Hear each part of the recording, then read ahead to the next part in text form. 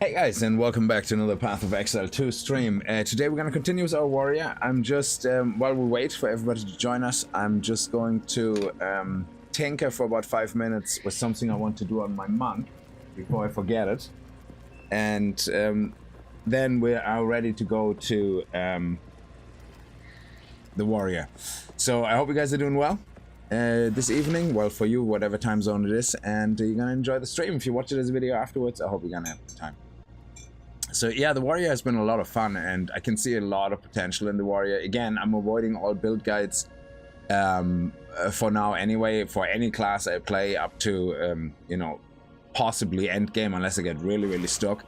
But the warrior, I can see a lot of potential with poison potentially and fire. It might not work end game or whatever, but so far from what I can see on the map, on the passives and on the skills, it looks really good. Definitely a lot of potential there. So, sorry, what I'm looking at in the moment is replacing something that I've seen other people use on their monk for sustainability. So I only have about 1,300 shield. And again, we're only doing this for 2 minutes. So, and in the moment I'm using dual thunders, so dual heralds. Now, what potentially could, what I've seen some people do is, instead of using 2 of those heralds, one of them, instead of this herald, they're using Grim Feast. And that is apparently really good. It's not only the monk, I've seen it with quite a few builds for actually shields of sustainability, because it can actually also overload your shield with even more shield than you can have as max shield, which is really good. So it's like kind of it can overstore shield, which is really nice. And I think, do I already have the other support gem here with that? Let me see.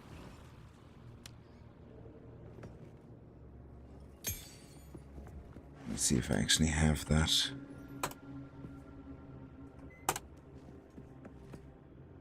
I do have that already.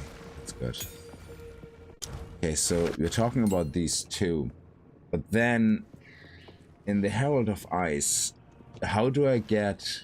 Well, I suppose we only have extra freeze build-up, which we don't need that much. We have the poison on hit and armor break, so that actually we can pretty much live without. So it's not the end of the world. We have now magnified here, ambush here, and long shot, which is actually perfect. And then all we need here when we get a 4th one is what is that one called? It's basically for penetration. It's not exposure. It's something, it's probably called penetration or something, yeah. So I theoretically could take this out and put this one in with this. Oh, we don't have enough. We might not be able to run this then. Yeah, okay. So now we're down to 10 and this needs 20. Yeah, okay. Fair enough. But we can run all of them. That's very good. So what this basically will do is it will, every time there's a corpse on anything, so when you do mapping on any time there's a corpse, it uses that corpse to rebuild energy shield. And while active enemies and reviving minions that die in your presence, presence being, I guess, a certain, 6 meter radius, have a chance to drop Grim Remnants. Picking up Grim Remnant, because you're going to be flying all over the map, so you're going to be picking up every shit that drops, will grant you energy shield, which can overflow maximum energy shield. So recovery which overflows is maximum, its maximum can be recovered up to twice that maximum. So if I understand this right, it means I should be able to store up to 2,600 shield. So that is just to give you a taste what we're gonna have to wait, what is awaiting us for the next monk stream. What is it? And I I also have an extra jewel socket. I didn't notice I didn't put anything in. Another thing is that I was able to take all my points out of here with the extra reduced. They didn't give you actually that much. So if when we took out these ones, for example, they only give me 1 spirit at this point, so they don't really give me that much. So if I use 2, it's 3 points. Now, sure, if I use a third one, I guess technically I could probably get the 15, but then we reduced our damage from 54,000 down to 49. So I lose 5,000 damage, but then I would be able to get my health regen gem in there, which I think I can live without. So hence I'm not really that pushed doing that, and I just rather go for, actually it's 3,000 damage. I'd rather go for a little bit more damage right now. So yeah, we'll see how that works. But yeah, that's for the monk stream, so I just wanted to go through that in the beginning because I know it takes a while for people to show up anyway. So thanks very much for joining and for putting up with the theocrafting of things. So I just wanted to do that before I forget it. Also, Crimson, that ring that you gave me works an absolute treat. It literally insta-explodes everything on the screen. But I mean, seriously, just like, it's crazy, yeah? Now, on the higher maps, of course, I have to hit things a little bit harder and more often, but, you know, that comes with extra freeze build-up, which I'm not sure if I can live without, so that will be a good test to actually see then if I can live without all that. Or not. So we're gonna leave these guys down here so I don't forget about them. Yeah, anyway, so let me log off from this now. Yeah, it's absolutely great. Now for boss fights, it's pretty much, you know, I'm better off with any other ring that gives me more stats than that, because the other ring I had gave me the same cold, you know, protection and all that. So here we have the warrior. So far we played all the classes up to level 20 or Act 2. So the mercenary is the only one level 19. These 2 monks is just, this is my SSF monk, which I'm slowly gonna level up because this one is the only standard league character. Well, the witch I'm probably gonna delete and redo again as well. We have the warrior, then here we have the sorceress, level 21, the ranger at 29. The ranger we're actually going to continue playing, which is going to be, which is a lot of fun, but it's very tricky to work out a lot of things. And the sorceress was a lot of fun as well. It's just a very strange playstyle. It's more passive. It's like nearly like minion playstyle, but because you just dot everything on the screen and just don't touch anything. So it is a bit strange, like, but how it plays, but it's effective, which is great. And I mean, boss fights, again, are strange. I just run around the screen avoiding shit while my dots usually take care of everything. And then, yeah, we tried everything. I don't think there's a class we haven't tried yet. The warrior is the last one. So far, I would say my tier in the moment on most fun classes to play, and that's just for me, is monk first. I absolutely love the monk. I could create 10 monks and just constantly level them up.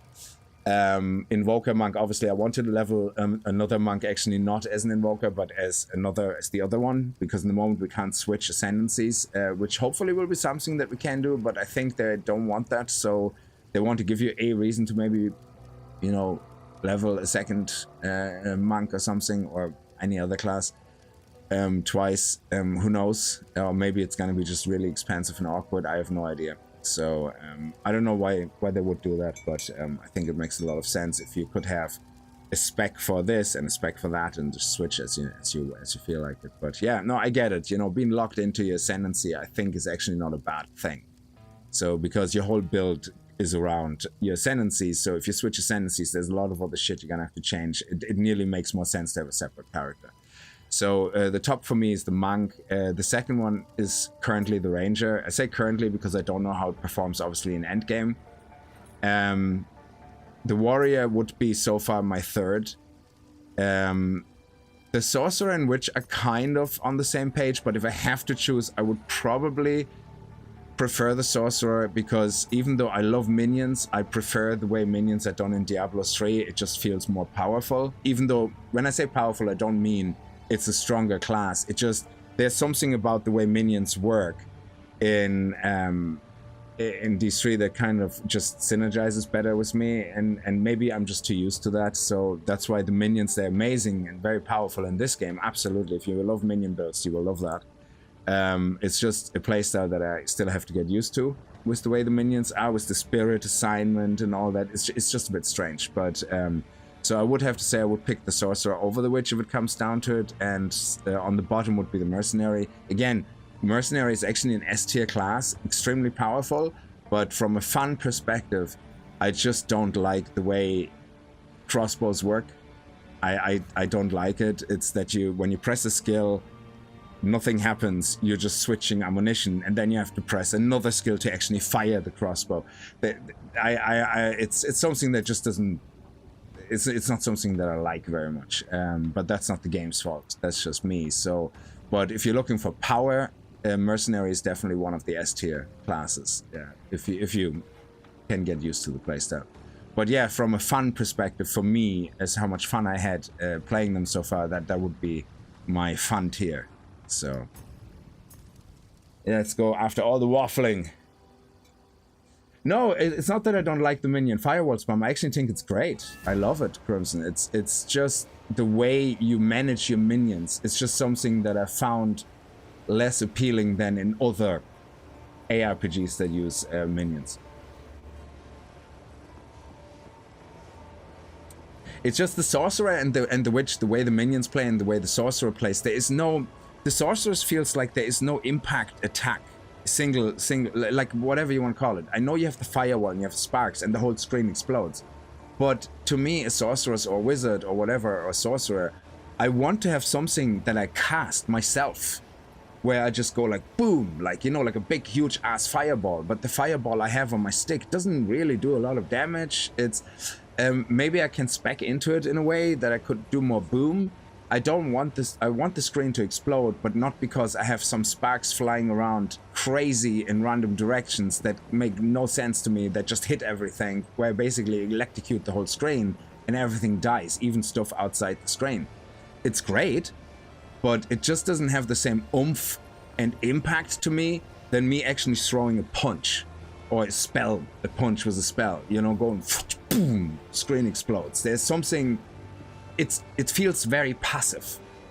I just go into a room, open the door, throw everything inside, and then I just wait outside until everybody's dead. That's what it feels like to me, which is not a type of playstyle I enjoy very much. So, I don't know if that makes sense. So I definitely don't want to diss on the class, because again, it's a lot of fun and powerful. It's just a playstyle that when I go and rank something by fun, that would be least fun for me, compared to getting physically involved and, you know, being more punchy, like with spells and stuff.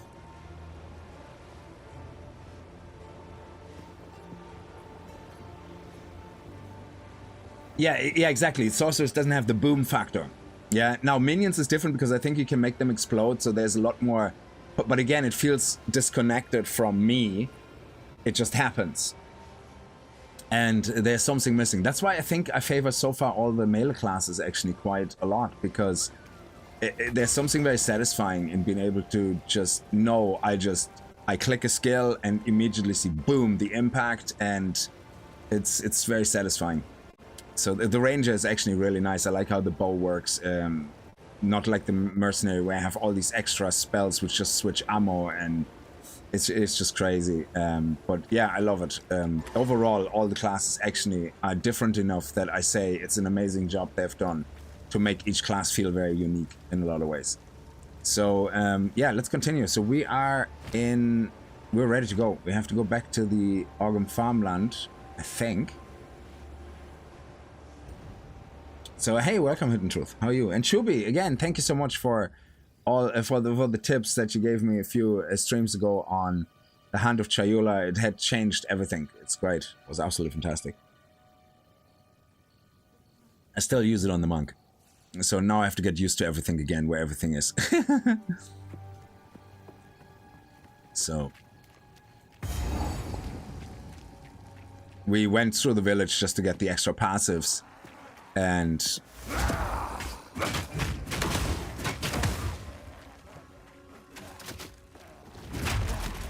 I need more time. Shadow.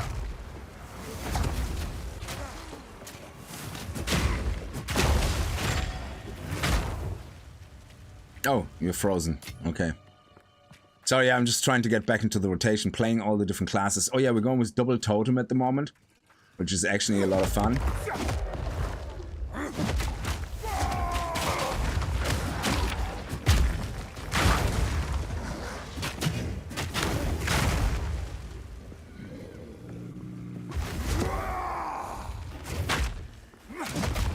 You just put it down and boom. It's just great. So what did we do with our gems in the last stream? Yes, we put Warcry on it, which is corrupted blood, which makes them explodate on enemies in the area of effect. Oh, it's, yeah, physical damage over time can stack up to 10 times, yeah. So that actually was really good. So Infernal Cry. Should probably put that onto a totem.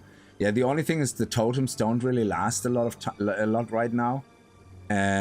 So we have to spec into, you know, getting them more health, things like that, you know.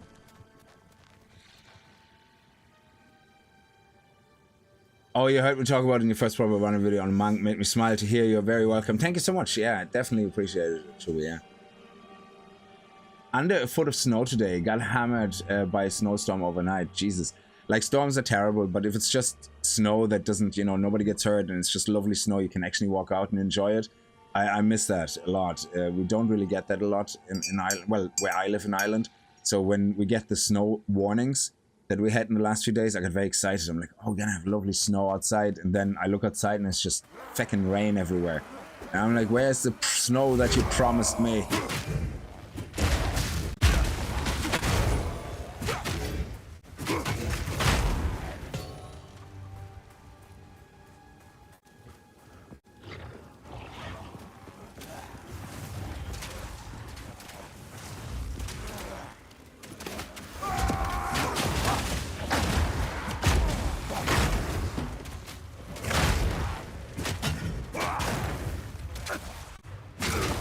So the only thing I'm missing now for the warrior is a zoom skill.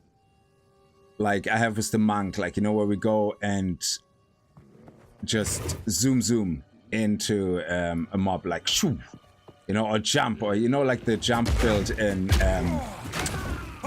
whatever called the slam build in Diablo 4 or Diablo 3, where you just basically jumped like a crazy bastard with your warrior across the screen half the time, which was crazy.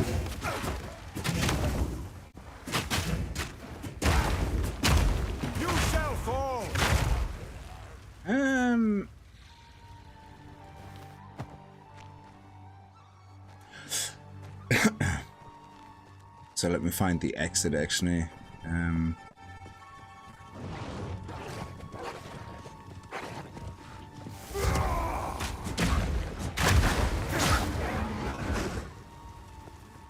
Oh, you're dead.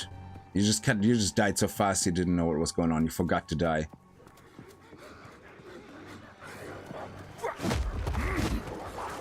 I need more time.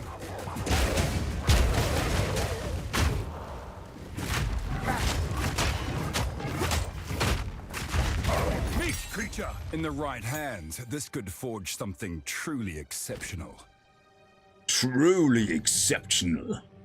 Okay, we have one more totem, which is only level 3, so we should upgrade that. Now they're both level 5, that's great. Yeah, when you run dual totem or more, triple, quadruple totem, or the same as the bell, when you upgrade, be very careful, because if you have a bell that's like, say, 3 levels behind and one that's 2 levels behind, it just picks, I think, the one that's the furthest behind or something. No, not necessarily. It actually picks a random bell pretty much, or a random totem. So you might want to unequip a totem first and then level it up, the one that you have equipped. I actually pretty much prefer the way leveling up works visually in Path of Exile 1, because if I have, say, 2 totems attached, I can see on the side here, hey, 2 totems, like, I don't know if you can, I'm just as an example, I would see the gem here that it leveled up, because it auto levels, like, yeah, so, and then you can just decide if you want to level it up or not. So I wish there was kind of visually something more appealing, that there was a screen here where I could literally, if I have it in my inventory, it would let me upgrade any of these, and I could just click a button here and go, yeah, upgrade this. And then the resource is gone from my inventory, but I can upgrade my skill targeted. So I don't have to go to a screen where I get everything. So it would be really nice to just get a little icon here, and it goes, oh, you could upgrade this to, you know, whatever. You have like 3 gems here that are higher level. You could see the different kind of buttons here, and then apply the one you want to apply. You might only want to go to level 12 here, level 14 here, you know, something like that. I think visually we need a lot of improvements when it comes to managing gems and support gems and spirit gems, especially seeing that we can't access the screens without a gem, which is terrible. So I can't plan anything properly because I need a gem, you know, to see the gem list. And then it's like, okay, for whom the bell tolls. Yeah, that's actually something we should always play when we play the monk.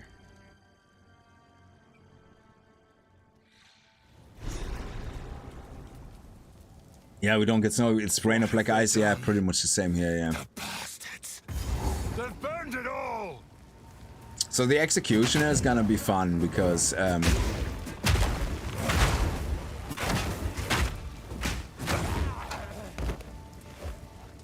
Gothic quarterstaff. I keep thinking about the whatchamacallit, about the monk. So there's a little mini rare here, I think.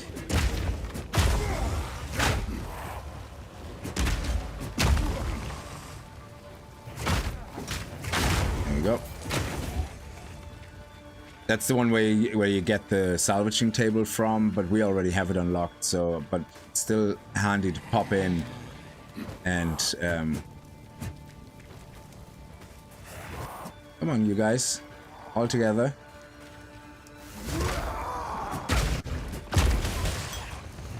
There we go. Oh, you guys. By decree of the Count of Ogham, your whispering and conspiring has not gone unnoticed. I see your disloyalty. I hear your mockery. However, your plots against me all lay dead in their tracks. Yeah, we're going with 100% armor, I think. Report to the manor immediately for questioning. I alone will crush this revolt. Anyone who resists will not only be considered a criminal, but an avowed traitor. Dodge this!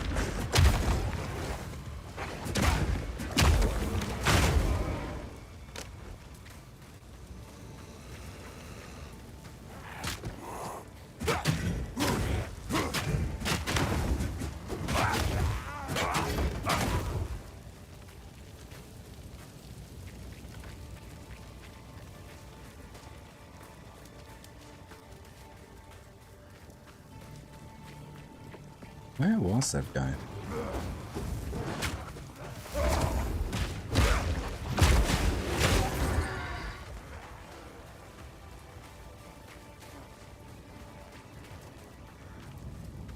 Thought he was somewhere down there. Well, let's head up then for the executioner if we can't find that little extra mini boss here, because I think he has a chance of dropping a gem. Oh, here we go.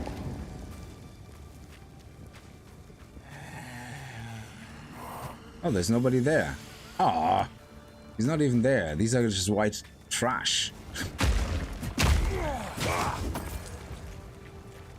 Oh, well, we got an iron rune from it. Okay, so it's not too bad. So yeah, here's usually where you get the salvaging forge from.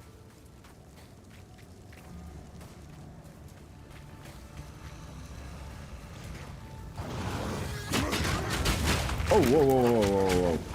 I need more time. That was a bit close there.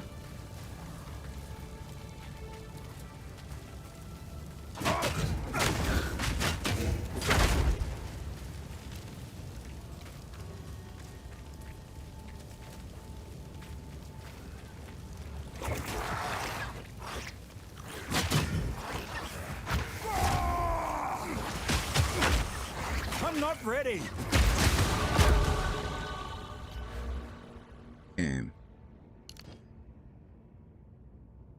Chances to ignite, yes.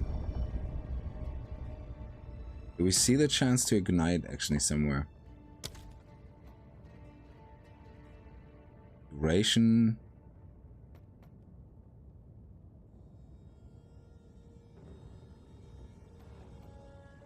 Ignite damage per second. Doesn't show us the chance though. Very strange.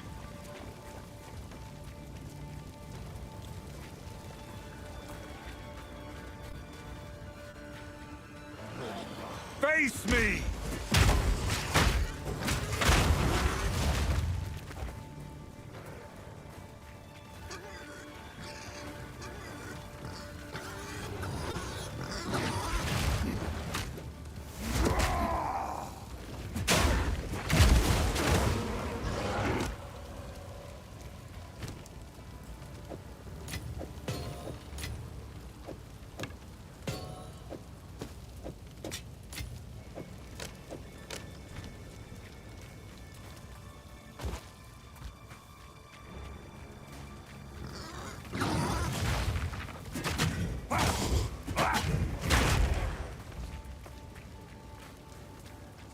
Yeah, the map is turned around. Usually the execution is on the top, but I think the map is weirdly switched.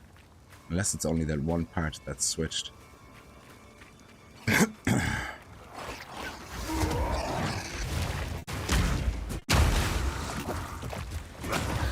think, here we go. Is this where the execution is?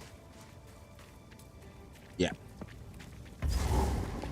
Actually, the location is the same of the executioner. What changed is this is usually down here going this way. Yeah, it's weird how these maps are random, but not random. If that makes sense. Let's see how we're doing. Don't do this. Stop.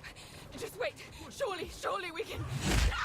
Your luck has run out, firmly. Yeah, I never played a Dragon Ball game. Fate will take you, bastard! You bastard! Face me!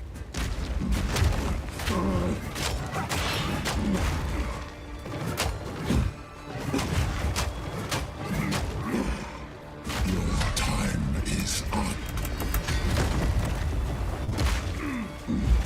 Destruction!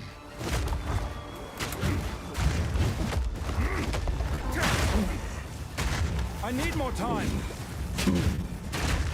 Face her. The dogs will have you for that.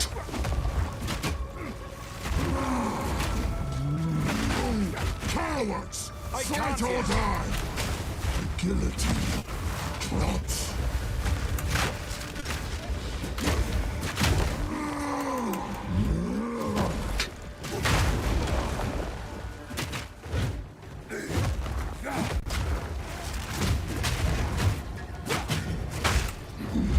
I need more time. Oh crap, I rolled the wrong direction. Get down here. The guillotine drops. I need more time.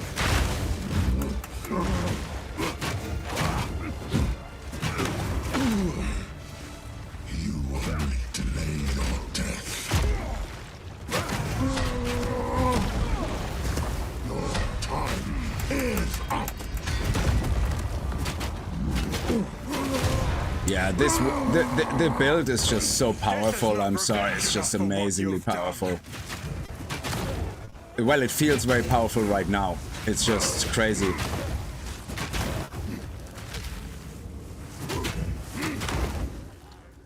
Now, the only thing with the wolf is I can see problems with the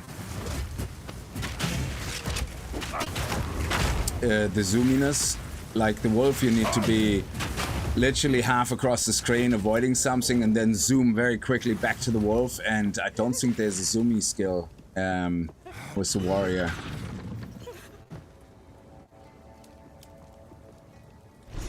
Yeah, the Herald of Ash, that's what we added. I was so confused about that. That's actually right. So while active enemies you overkill will cause an explosion. That's why they all blow up. I thought it was the corrupted blood. Yeah, so this is actually really, really good. I like that.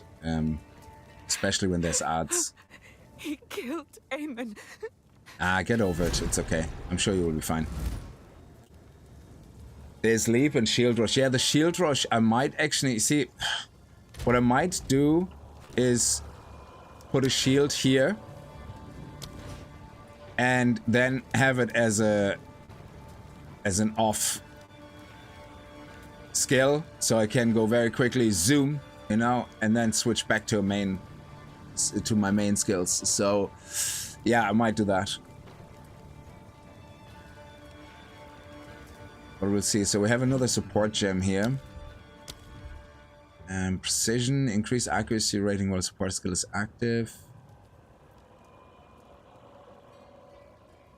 Ooh, more area of effect. Skill have more skill effect duration. And more area of effect, definitely. Let's get some int into this build. And then we do that. Yeah, armor break for shatter is good. Yeah, absolutely. Yeah, that's actually true. But I think I already have armor break. From enacting vengeance. Like I have armor breaker, the skill, obviously, which I use. So bone shatter is more for, unless you're talking about a different shatter, but bone shatter is more for when you want to finish the guy off. I think it's a bit like killing palm. And it helps lots with mobs, obviously. So I think what we want on that is... yeah, so if you put armor break on this one, yeah, because you see, this one doesn't have a stun build-up. Bone Shatter doesn't have a stun build-up, yeah? So... It can't, yeah. So... And we're dual wield, so we actually do less damage on this anyway. But, yeah, because Bone Shatter doesn't have stun build-up. So if we put in something with armor break into here, I might as well just use armor breaker. But it would be great to get rid of armor breaker, or to actually put a massive stun build-up here. There is a stun build-up thing. Every third hit or something, you do 500% stun build-up. And yeah, it was the whole stun thing element. I suppose on the monk, I never really worried about stun directly. I kind of worried about all the other things like freeze, chill, ignite, freeze, chill, electrocute, lightning, shock, all that stuff that the stun just happened over time. Like, you know, I never really had to worry about it. So with the warrior, it's nice to get into stun as well and actually start looking at that. So yeah, I'm gonna have to definitely have a look at that. Is there a shatter thing here? No.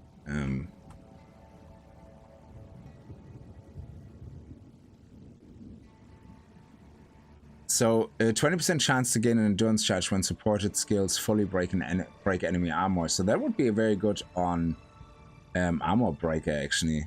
Endurance charge, but again, it only happens one. Then you have break armor equal to poison damage dealt, which is very good for what I think one of the shock totems we can turn into that. 200% more stun threshold while using supported skill. That's very good if you want to just take things in and you know, face tank something.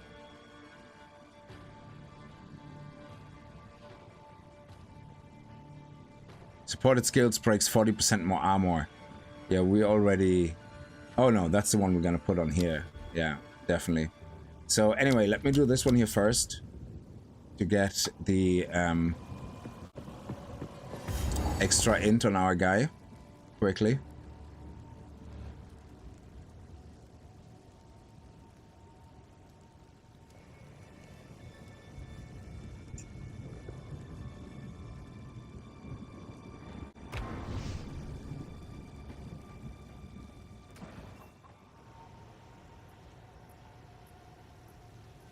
Yeah, I think poison would be nice and also make it armor break. I nearly can see myself actually putting the poison on something like the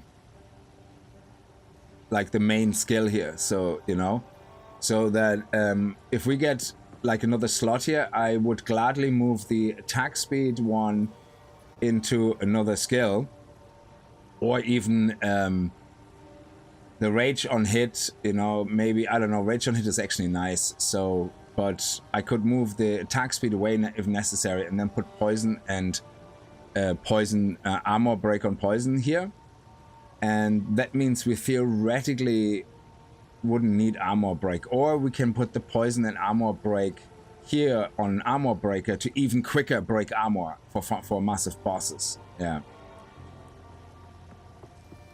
So because the totems, they're just too in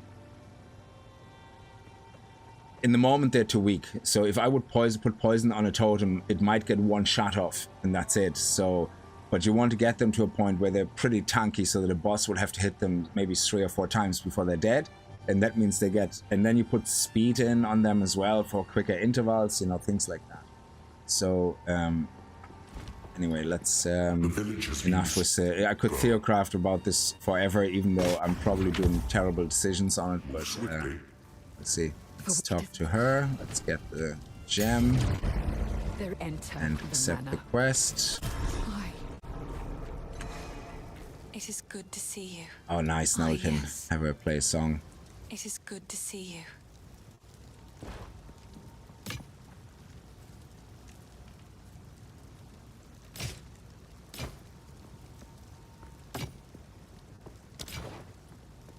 Finn makes fun of. I will treasure it. I told you before, Una. You tell Finn to suck a donkey toe and not enjoy it.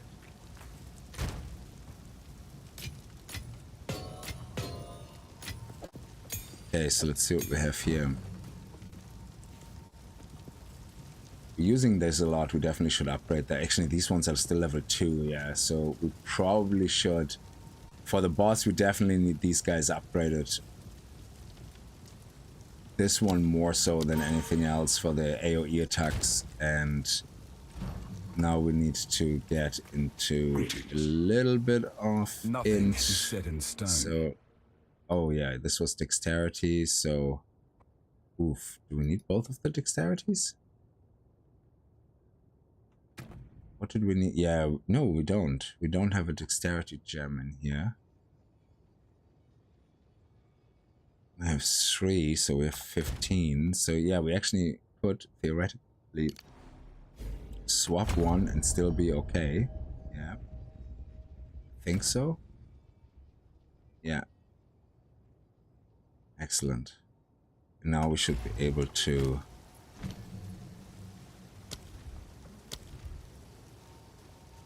oh shit, I'm already using magnified effect? Oh? Oh, I use it here on Infernal Cry. That's right. But yeah, I use it to counteract the corrupting cry. That's right. Maybe I should put that on this.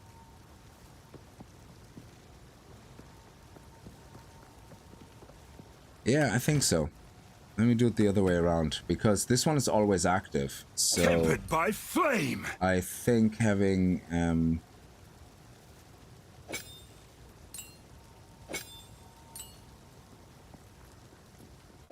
this. Oh, we can't. Oh, you're kidding me.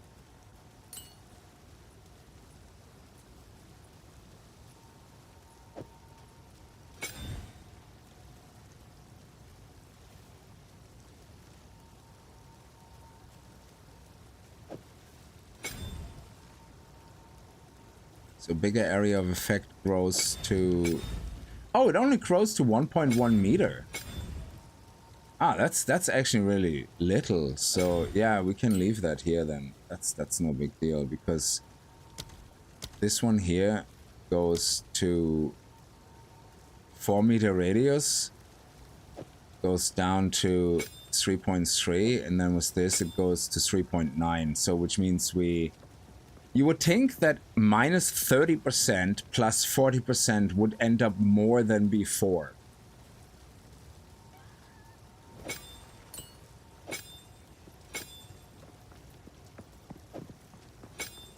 Huh, strange.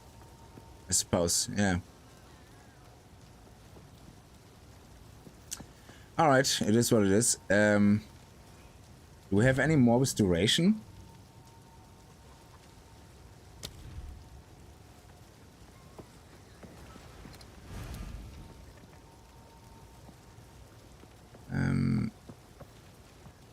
Use that fast forward support skills, less effect duration, swift support skills deal 35% more non-ailment damage over time and less, well, duration of support skills and damaging ailments they inflict. That's not a good one.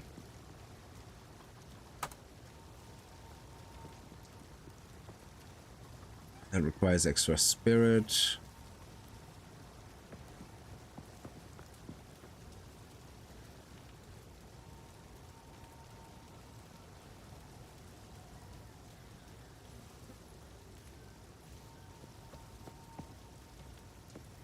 Yeah, this is very good for, let me see, support skills deals 35% more physical damage, support skills do no chaos damage and no elemental damage. So for this we want elemental damage, so that's obviously no go.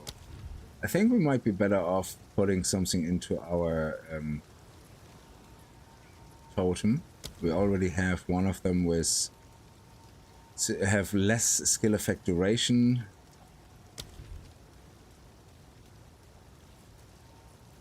Should probably move that into here.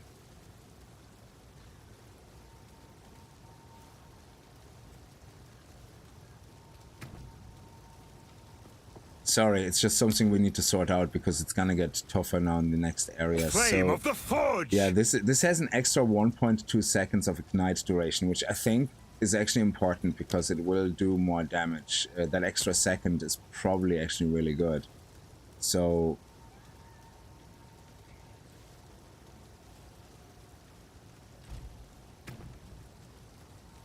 this is not considered a spell, is it? Oh, this is a shout, or no, a trigger. Oh, okay. Sorry, this is a trigger. So you could put a spell in here. Empowering subsequent attacks consumes all endurance just to empower additional attacks. Enemies in Warcries are... Oh. There's a trigger. Many effects can cause a skill to trigger. A trigger skill occurs immediately without an attack or cast time and usually targets... Oh no, it itself can be put into a skill that can trigger. Okay. Oh, it's called Devastate. Yeah, let me have a look.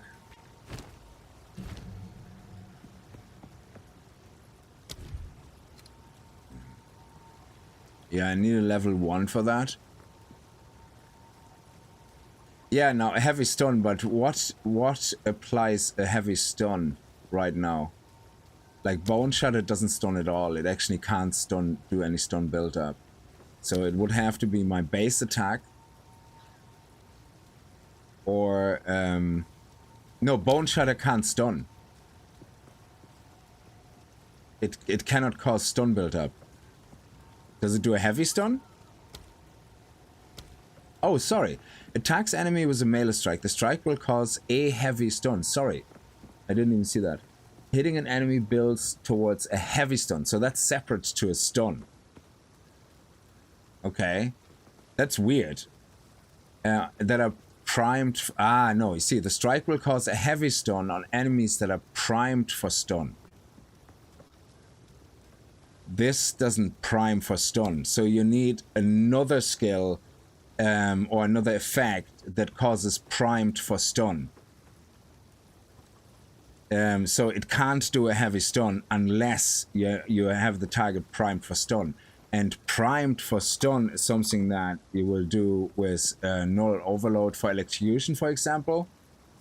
Yeah, no, I know heavy stun is when the bar is filled up, but you can't do that with Bone Shatter out of the box because you need something called primed for stun effect. That is what I used on the monk. I actually did use it on the monk for a while.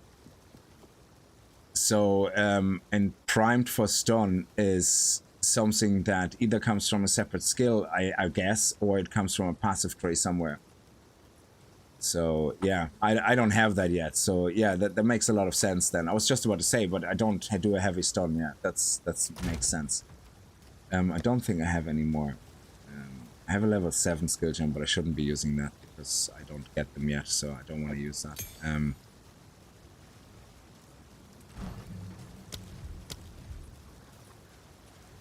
Attacks with supported skill are ancestrally boosted. Oh. Every 6 seconds? Hits with supported skill cost. That's good.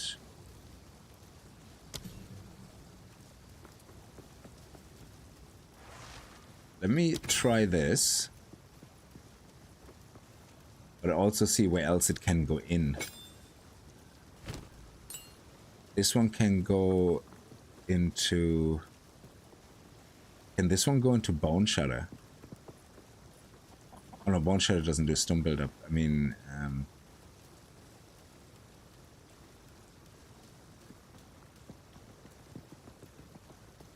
yeah, we can put a 3rd slot in here at some point, so let's leave it here for now. Makes sense.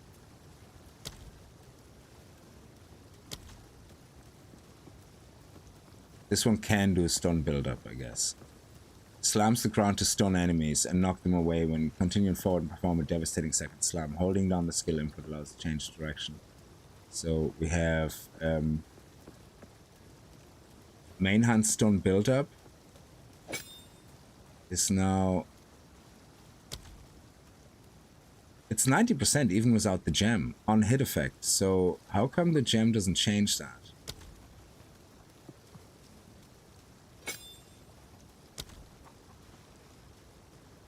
This should go up, no?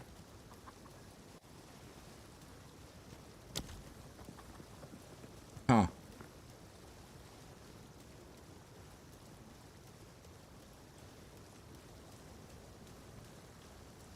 Yeah, melee is hits.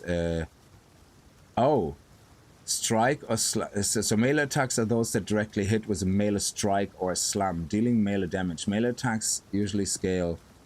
There's something about a slam. Slams are melee attacks that cause damaging areas effect rather than striking them without your weapon directly. So some of these things don't trigger on slam, they only trigger on strike. But yeah.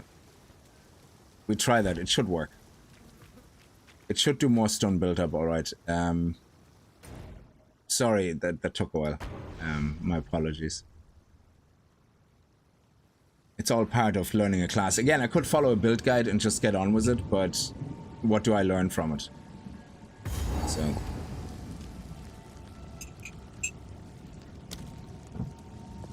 absolutely nothing.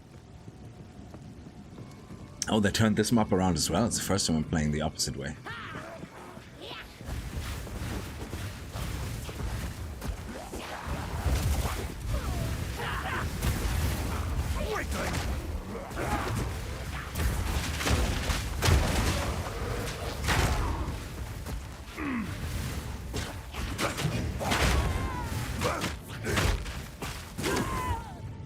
We have to get better at rounding them up.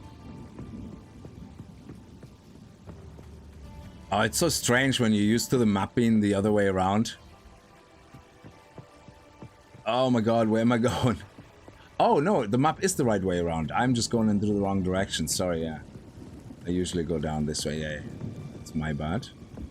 By decree of the Count of Ogham, all men must work a 3rd shift. Love the voice. And continue excavating until further notice. Any man caught resting will meet the executioner's axe, or the gallows nuke.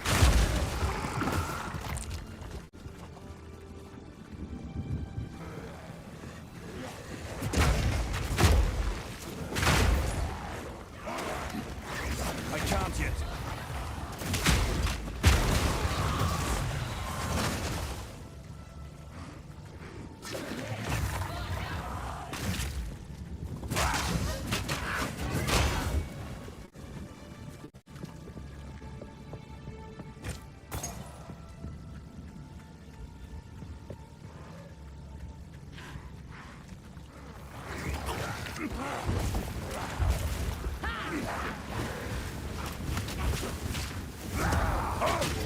Hammer and anvil!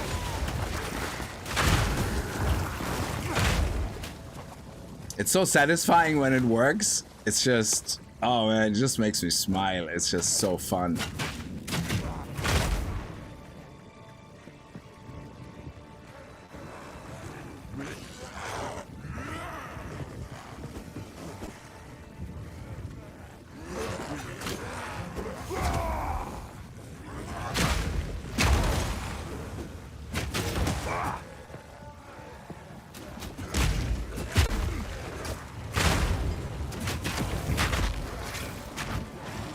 I'm not ready!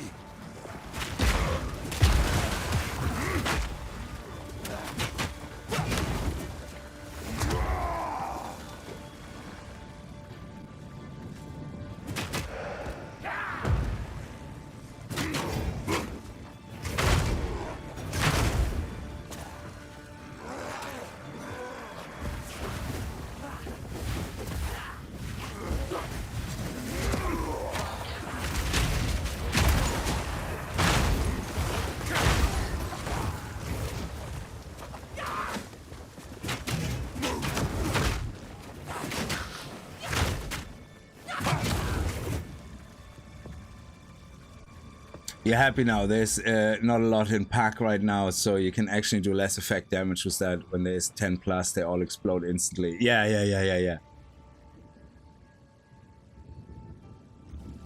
We need a third. You need a third shift. It's extra long stream. No, I can't. Yeah, I'm gonna have a look at Ruthless, alright. But yeah, no, I can't do an extra long stream. If anything, it's probably the opposite, because tomorrow is my first day back in work. And I have to move my home office to a different location.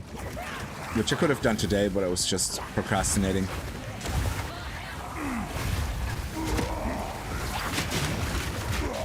Oh, I'm stuck. Oh, that was scary.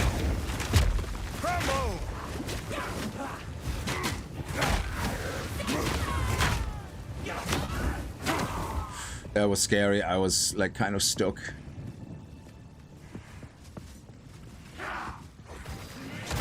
Oh, is that a yellow? Yeah. Okay.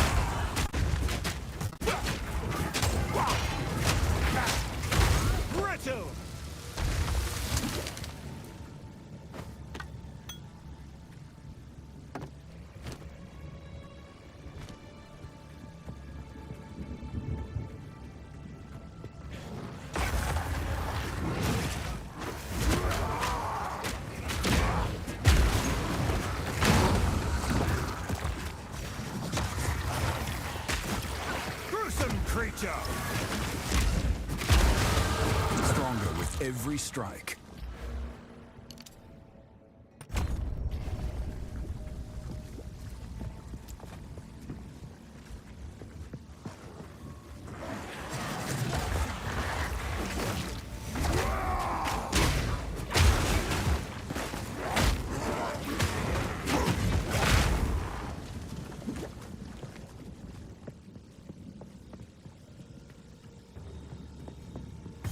There is... Yeah, we have to go up there. I forgot to get the... I think it's on that side. We have to get the Hanging Man because there's another gem. It's either a support gem or obviously a skill cut gem, but an uncut skill gem, but there's definitely a gem.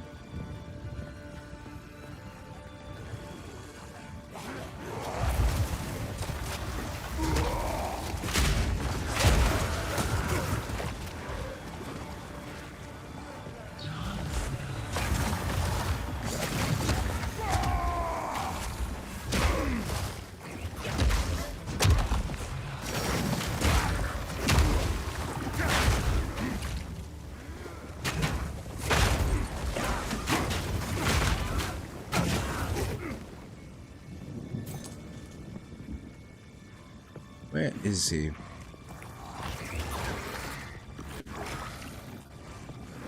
Yeah.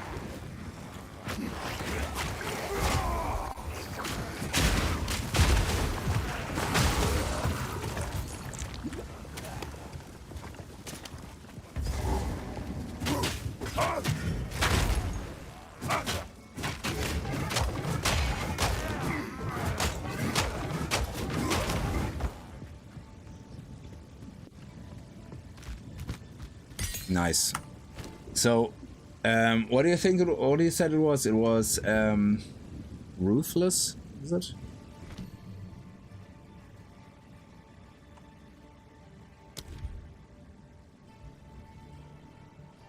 That's the one. Yeah.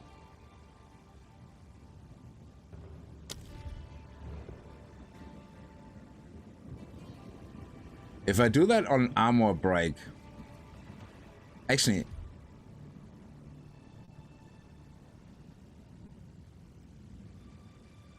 We want to use armor break a lot in the beginning, and doing more stun at the same time would probably be a good thing.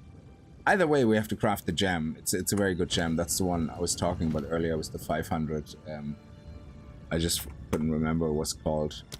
So let's do that. And then we can see it can go into Rolling Slam, into Earthquake, into Bone Shatter.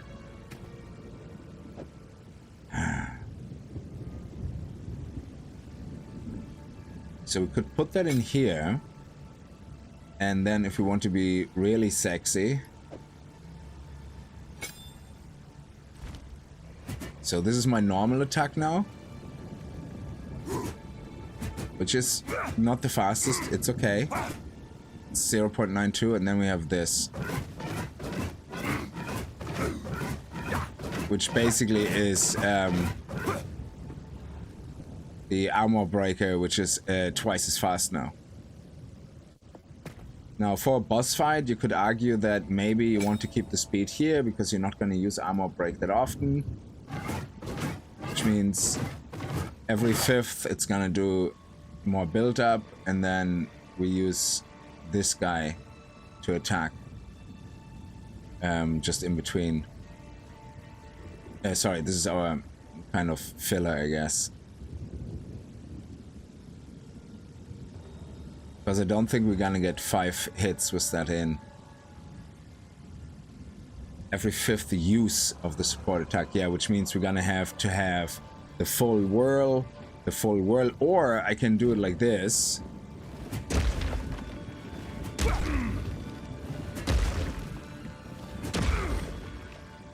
That might work.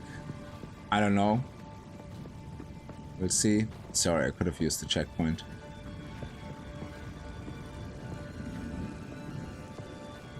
Yeah, or we use it on the primary, but then I would have to...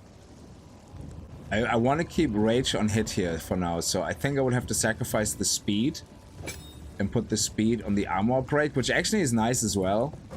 You know, doing that to get the armor broken is actually not bad.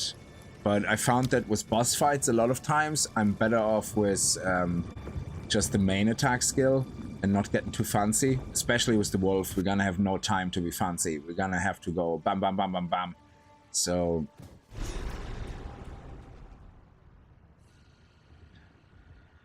Geonor must be made to answer for his crimes. Actually, if you have a buff that actually continuously fires, that pulses, basically, that could be worth it there to put it on that. Oh, these guys suck. Break!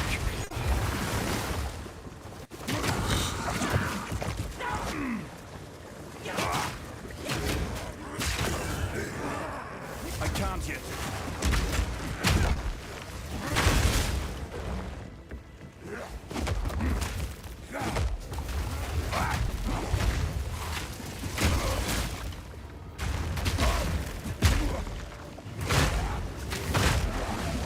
I need more time.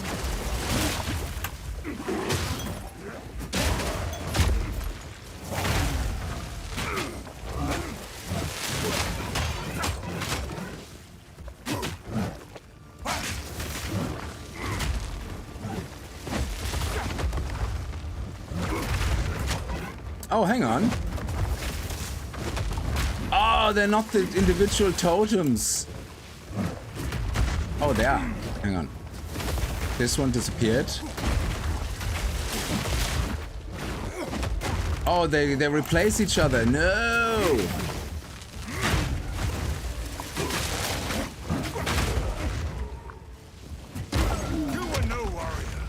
Hang on a second, that's not good. They're the same bloody mace?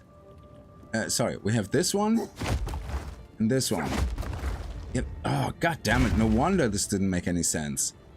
So, why is it so hard to tell them apart?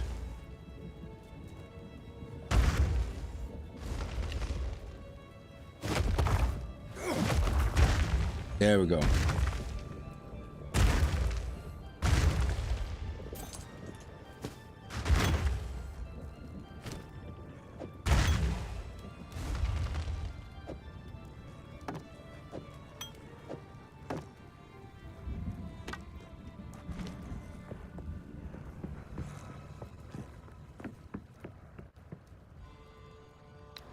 Oh, yeah. So if we do that... Ah, perfect. Yeah, I didn't even notice that. Thank you so much for pointing that out. Yeah, the mana is... Like, the whole first act, I have to say now, the whole first act, you can see the amount of love and detail went into everything.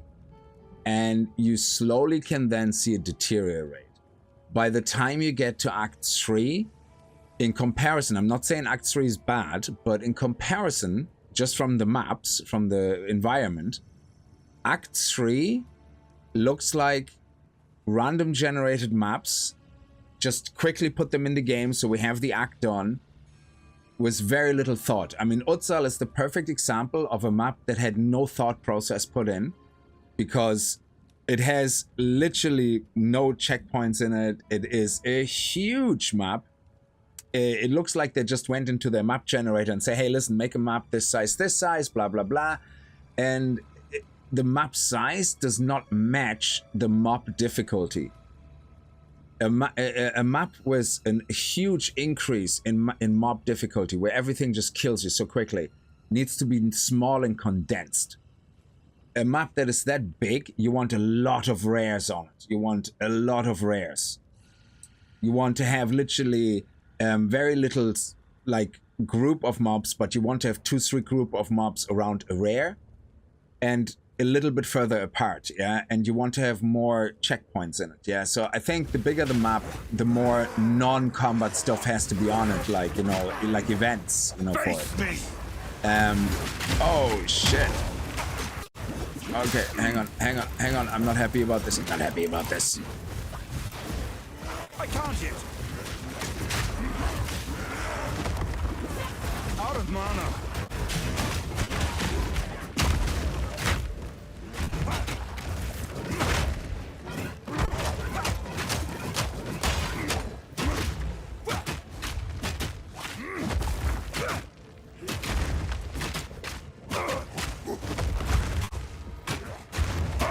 You were no warrior.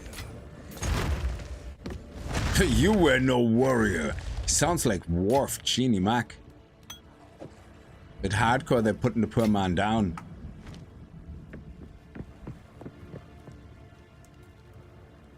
Yeah, Act 2 is very good as well. The level design is still very good. But you can see already it's starting to deteriorate towards the end of Act 2, where it's just more about map size and throwing mobs at you rather than a fully nicely laid out map. Like, this is beautiful. Like, the Act 1, I think, is nearly perfection in that sense, you know? Oh, crap. Should pay attention to what I'm doing. Probably help me.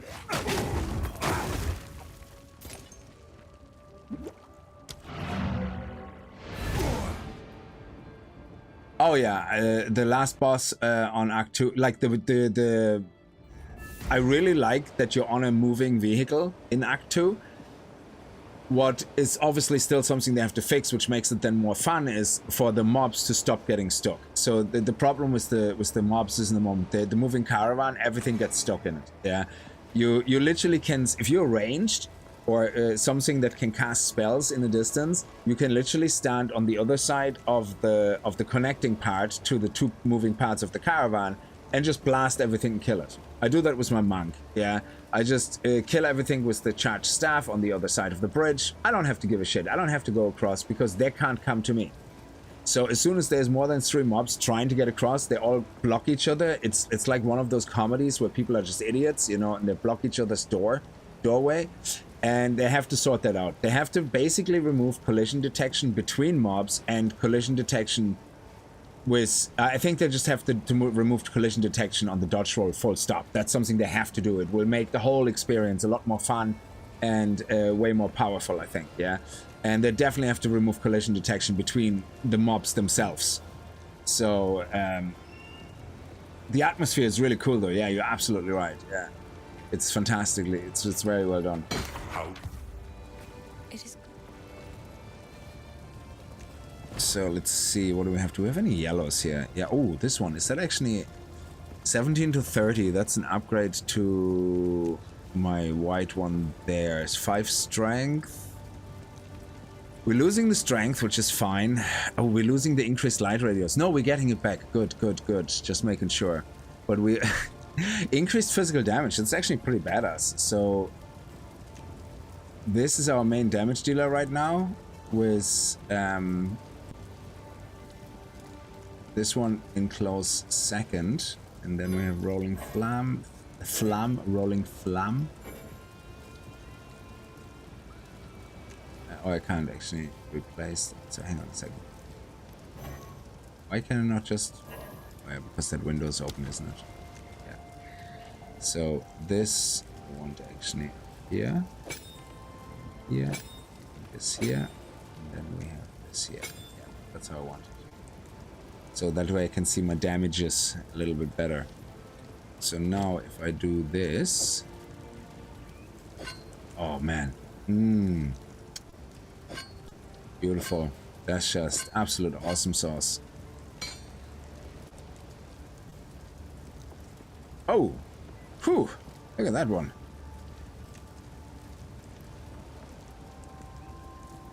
Yeah, the one we have is still kind of rocking and rolling. Now we want more armor because we get 80% armor on top of that. So we need to upgrade our chest actually quite frequently. So let's have a look if there is a chest that we actually can use. Anything yellow here? No, so the rest is just for some odds and selling. I accept. Selling. Now these guys. I will treasure it. We have anything better here? We leveled up a few times. No. Be careful. Una is in. Out of all the NPCs, I think Una is my favorite. It's just her mannerisms and the way she is. It's like the world has gone all to shit around everybody, and she, for some reason, distills that inner peace, you know, where you listen to her and it's like if you would be living in that world, you listen to her and you're like, you know, it's not that bad. You know what I mean? So it's kind of crazy. So yeah, it's very serene. Like she kind of puts you in that place of peace where you go, okay, now I can go and kill some fools, you know? It's she's really well done. Una is the reason why I keep playing new characters. Yeah. Oh man, that actually is funny.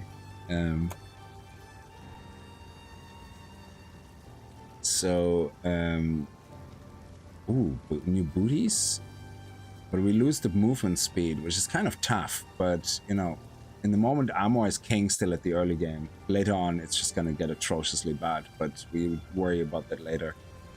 Oof, 109, but that's 1,800 increased armor, maximum life regen, genie mac. The cold resistance is actually very important for the boss fight. So I don't want to waste the 1,800 also, to be honest. I'm looking more for a chest piece right now that we can upgrade. How much would be a quick gamble on the chest ones? Never ready. Feeling lucky? Maybe. Let me see. Nice armor chest, 1099.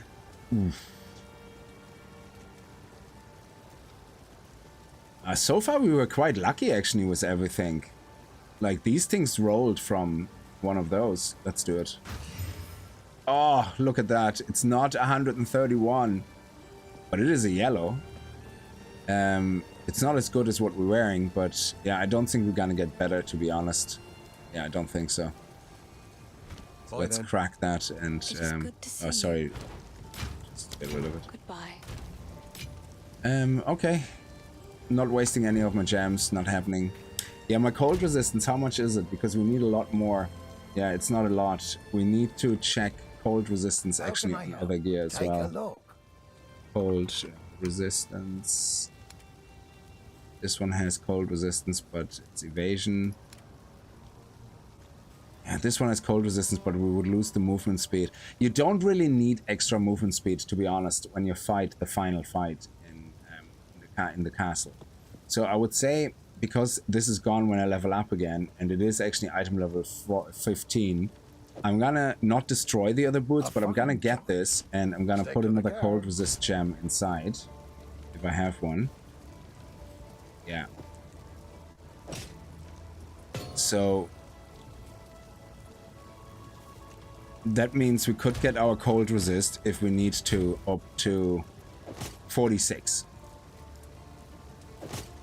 Which definitely would be good enough. And it would obviously get our armor up a little bit as well. So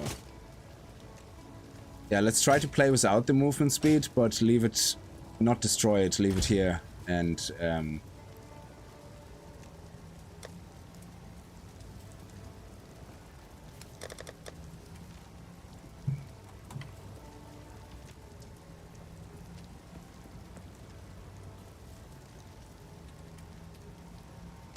God damn it.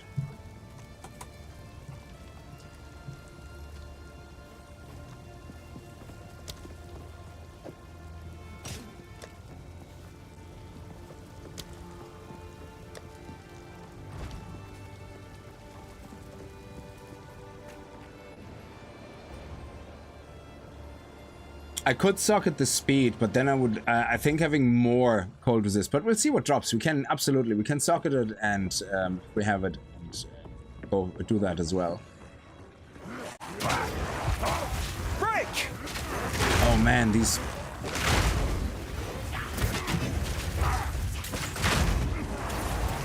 Oh, the beamies.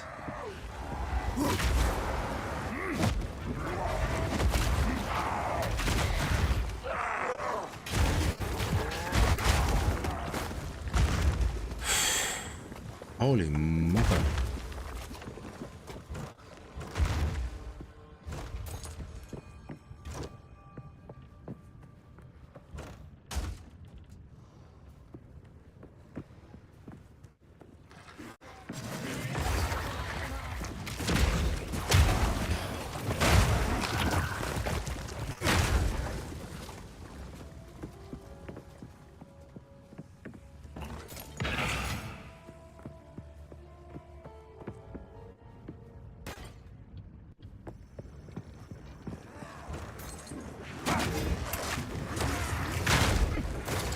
Can't yet.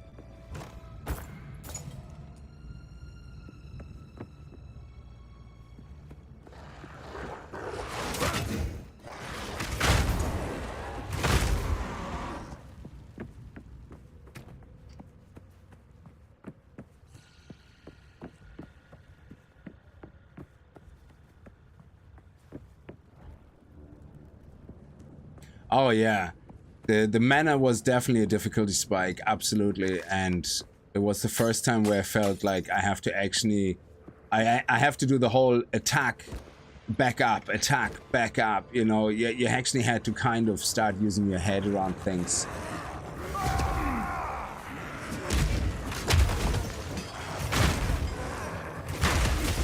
I think this part of the game really made you appreciate the dodge and using it properly.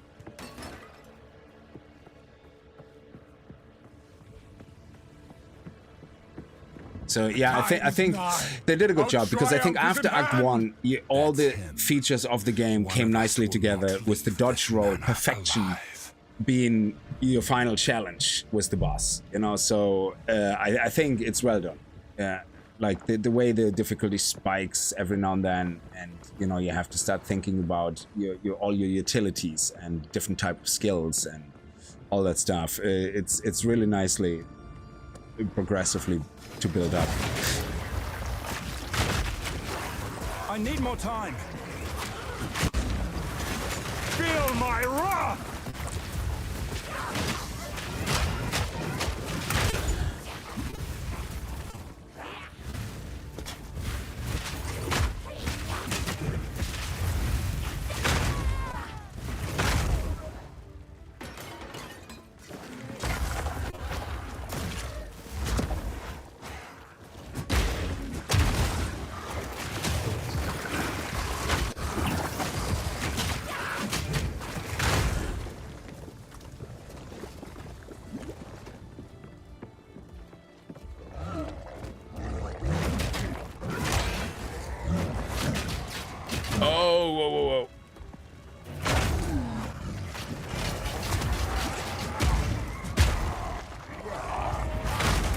These mobs are so tough. These laser eyeballs.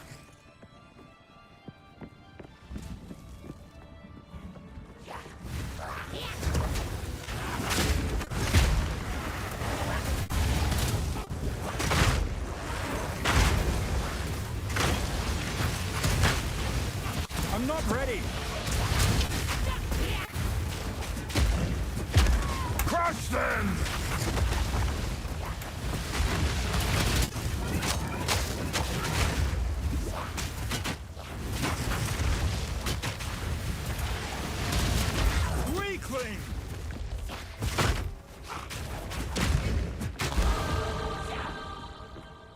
Nice timing. Oh, perfect. That is perfect. So here we go. We have maximum mana. We can get rid of that. Maximum mana, maximum... this one is slightly better, and the accuracy rating, but we leave the strength for more life. And now I can switch the boots back around if I want to. That is actually perfect. I love it. Okay. That was perfect.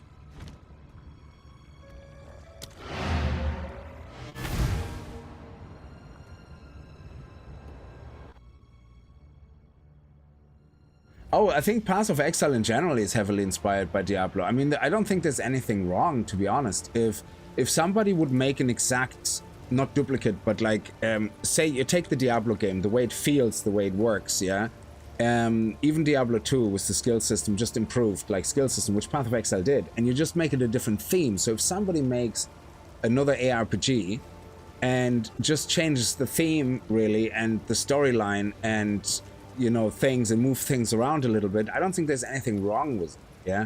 Because you're not outright copying something. But if a formula works, why change it? Yeah? There's nothing wrong. I mean, you know how many racing games there are? I mean, you could literally just sit there all day and go like, well, there's other racing games, why you play this one? Like, I think if you put like a little bit of a spin on it, it doesn't matter if it's like thematically, if it's unique thematically, if it like kind of follows the same recipe. There's nothing wrong with that. How can I advise? So let's have a quick look here and see. We want to go down the route to the totems now. So we had fire, which is here. Gains physical damage as extra fire damage. That's actually really nice. But we want to look now for the totems. Yeah, so we have to get down here now. To this fray and increased area of effect. That's all beautiful. And we get more life regen here as well. So let's head down here. And then we can even go into life regeneration rate. Life regeneration rate. And here, allies in present regenerate. Does allies also include me? No? Then I don't need that one necessarily. Oh, well, actually, sorry, my totems are allies, aren't there? Minions, yeah, and minions are totems as well.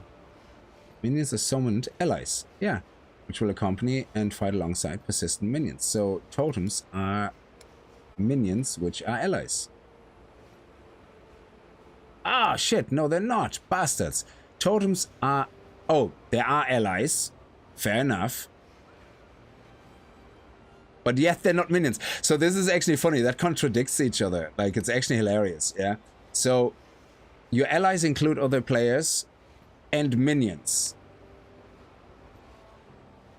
Minions are summoned allies, which will accompany you. Totems. Totems are not minions. But they're still allies, so they okay. It doesn't contradict each other, but because this is a summoned ally and this is a summoned construct. Sorry, it's an allied construct. It's different, but I still think it's funny. Like when you read it, you go you know, and then you have to read the other thing, and it becomes clearer. It's very funny. So luckily they are allies, which means this would make a lot of sense. Because that means our totems get healed. So now the question becomes, how quickly do we want to move into here to get the notables here?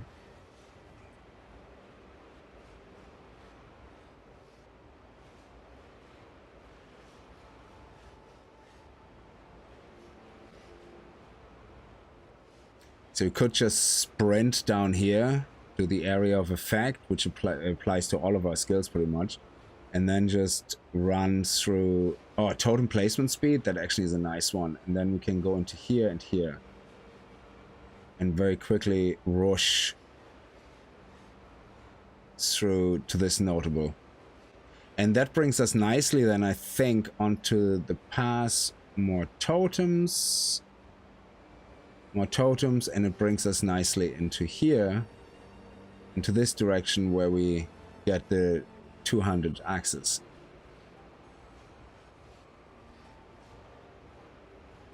Yeah. So that looks really nice. I like it. And then we have more fire. Oh, 25% of armor also applies to fire damage taken from hits? That's actually not bad. Wow. Increased armor, increased armor. Yeah, anyway, that looks like it's a good path to go on. For now, anyway.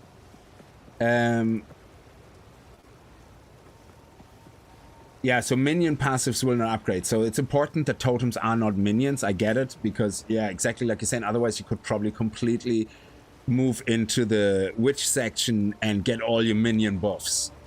I actually looked at that originally. I think in the first stream I spent some time looking at this going, ooh, minions. Like, yeah. And I was like, but totems are minions, you know? And it's like, no, they're not. Yeah, okay. That's fair. Fair. Let's sell this. We actually leveled up as well now, so which is good. So let's get our boots back. Be careful. And if we have... Yes, we do. Okay, and let's do more cold resistance on this. So now we have cold and fire resistance. So now if we put that here, we're 51%. I think anything over 50% should be really good right now. I'm not going to delete it though just yet. Why is this such a meager stash? That's not even right. That shouldn't be.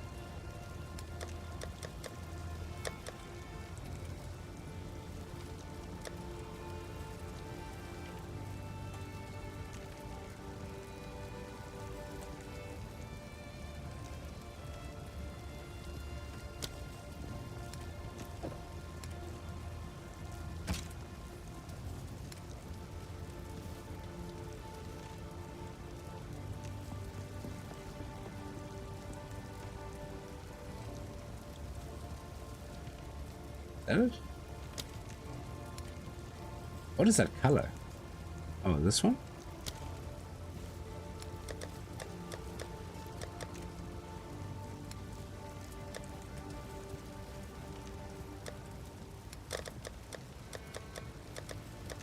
There we go.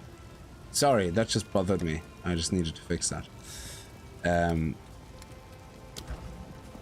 And this ring then becomes kind of redundant, I guess. Well, I leave it actually in here in my ring part, but for now, just in case. Okay.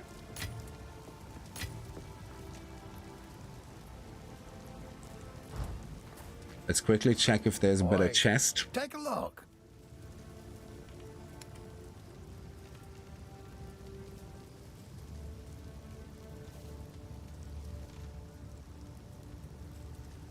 There is no pure armor chest. Oh, that's crazy.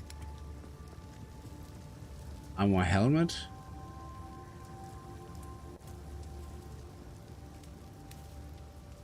Ooh. This one is gain 2 life per enemy hit with attacks. 2 to fire damage, physical. Yeah, this one, the glove we have right now does way more damage, so we don't want to risk messing that up.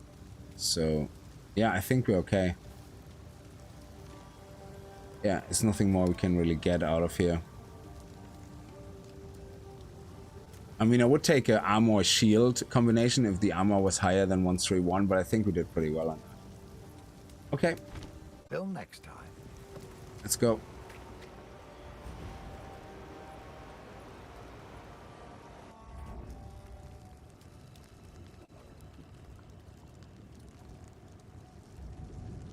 Oh, is it? I heard that Sorrow Memoriam before, because the first time I played through it was my monk. I actually listened to every single thing and everything. Campaign, literally played campaign properly through with the story and everything. And I didn't know that was a callback to Your Death Shall Be Revenged. I didn't know that had to do with Diablo 1. I think I played Diablo 1 when it came out pretty much, but that was it. So I wouldn't remember much. First ones. What madness is this? First ones, hear our laments. Sanity recedes ever further into the dark. Shadows hover above us, in the corners, watching. Crush them! What sickness has come among us that so unsettles our minds? It sits poised to strike. Nowhere is safe.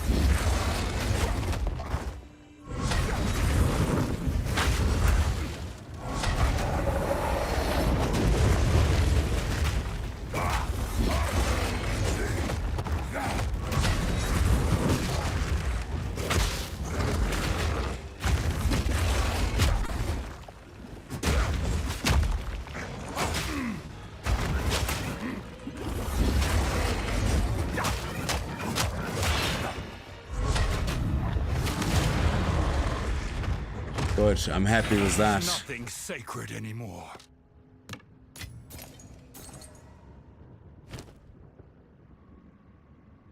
Oh yeah. Boom, 400 life.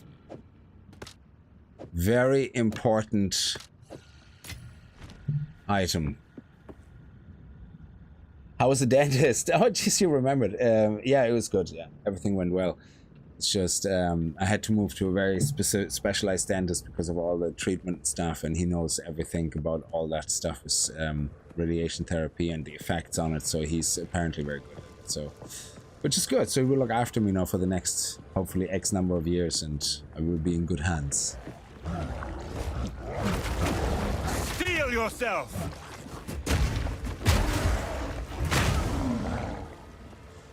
So it went well, yeah. Oh crap, oh crap. This did not go well at all.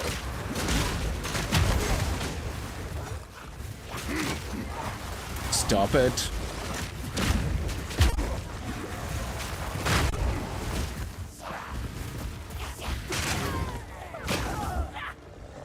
Ooh, we just need to find the stairs, dude.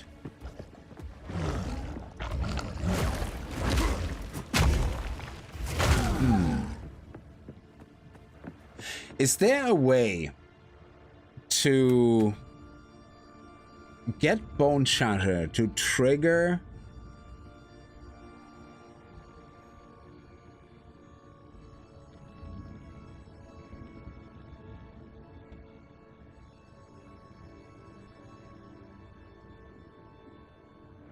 Hang on a second. This one does prime. Sorry. So primed for stun is when they get that little icon.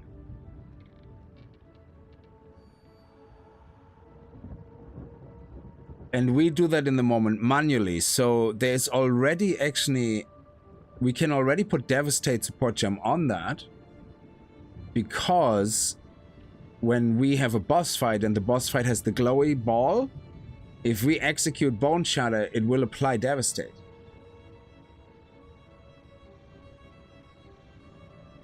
Because the skill, we don't have a skill that primes for stun explicitly, but just before an enemy is stunned, before a boss is stunned, he will get primed for stun. That is what that little ball is. Oh, yeah. Ah, jeez. Do you know I didn't understand that? That the primed for stun is actually what it's called when they get the little icon. There you go. I didn't even get that. I did not understand that. Yeah. Good, sadly mine is down to 1 day a week. All my doctors are retiring like me. Oh, Jesus. Sorry to hear that. It's always terrible to find a new doctor and everything, but you're retiring. I hope it's a planned one and that it's going to be something you're looking forward to. It sounds pretty awesome. If it is.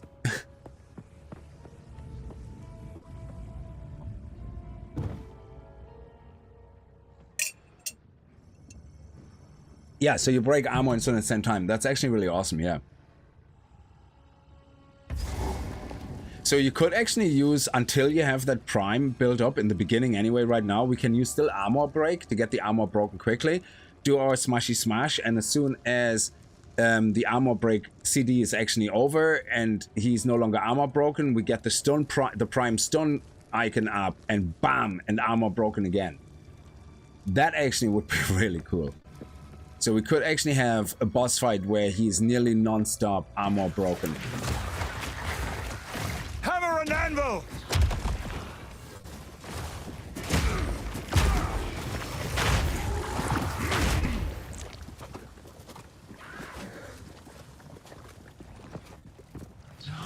Hey Christopher, how are you?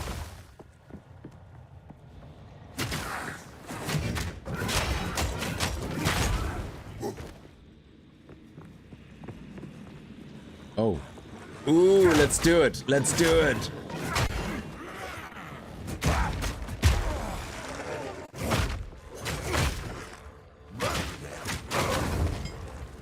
Let's do it. But let's clear these guys out first.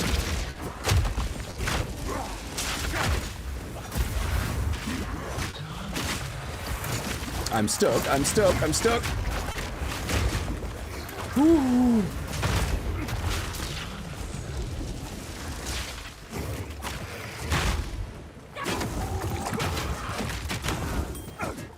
Ooh, Ruby, Ruby, Ruby.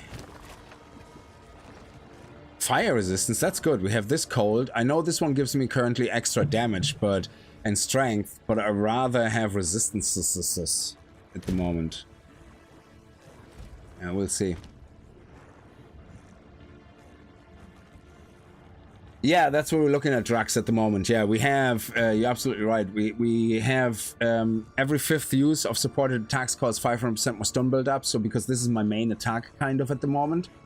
Armor break if we put the Devastate gem in there, what basically happens, it doesn't do,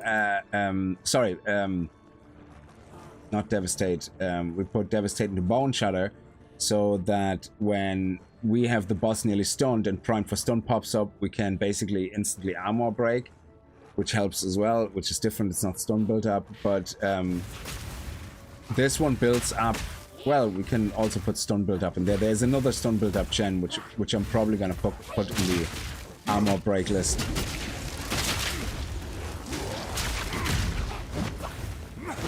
Break!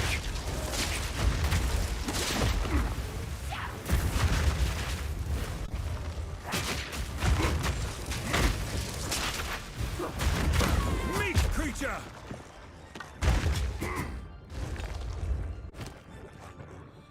Ooh, okay.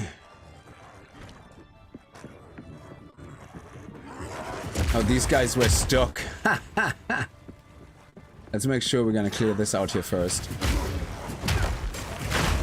And hopefully we're not gonna die. Because then the essence thing is gone. Okay, good. Now let's focus on that.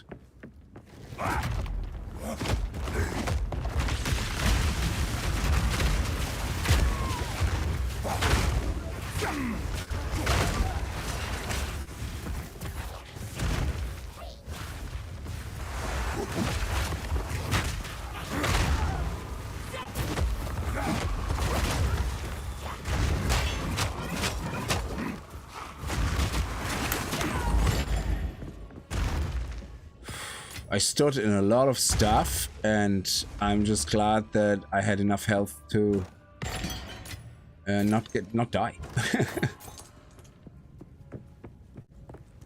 And before we go up there with new mobs, let's go and refill our jars.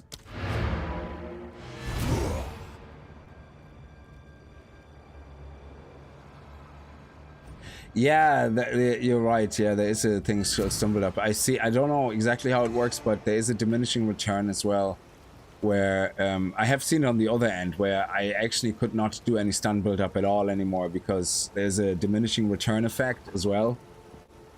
Like it's a bit like in World of War. If you play World of Warcraft, it's a bit like in World of Warcraft. If you stun in PvP, if you stun someone. If you stun them again and again and again and again, what happens is the first stun is like, say, 5 seconds. The next stun will be diminishing return, so it will be 3 seconds. The next stun will be 1 second, and after that, it will just not stun the enemy anymore. So diminishing returns are a really nice way of preventing you from exploiting a single skill, which is really nice. So let me check out that ring. Oh, +3 to all elemental resistances. Yeah, I'm okay with losing some damage. 10 damage, that's fine, because look at our resistances now. Nice. Fire. Lightning is not as much happening. I think fire is not even as important, because most of the issues I have with fire in endgame with mapping is burning ground, and burning ground is completely ignored by fire resistance. So it just literally, you can have like 200 fire resistance, burning ground will just zap you. It just gone. It's crazy. So I think the most important one is a little bit of chaos in the end game.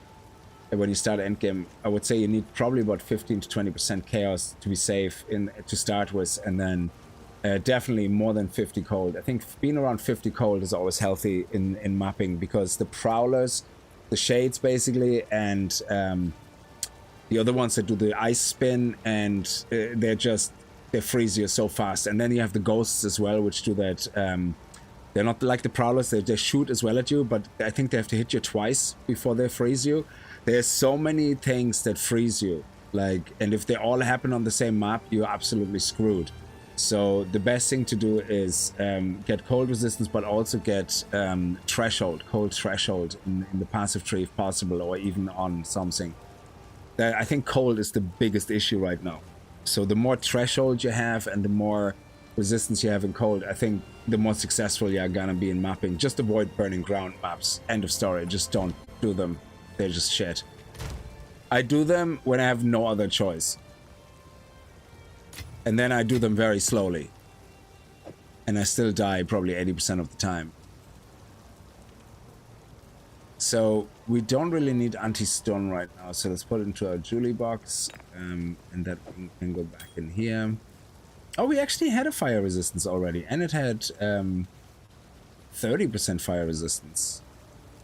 And it gives us physical damage. Well, that's much better. I didn't realize that because that's level 15, so I never looked at that. So, yeah, we lose the +3, but we get attack as well, which is great. So, our attack is actually going back up now. That's pretty sweet. I didn't realize we had that. Okay, that's good. It is good to see you.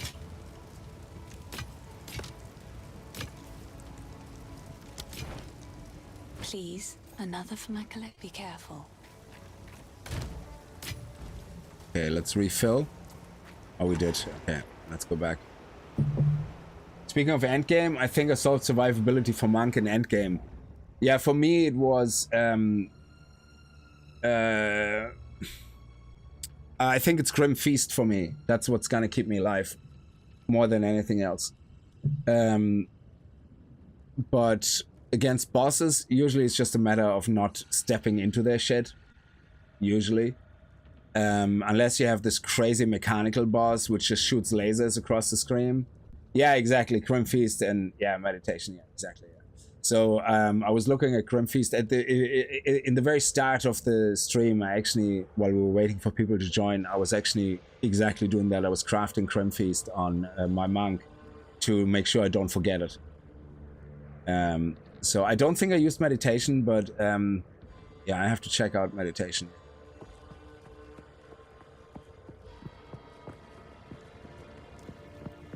So yeah, thanks for actually mentioning that.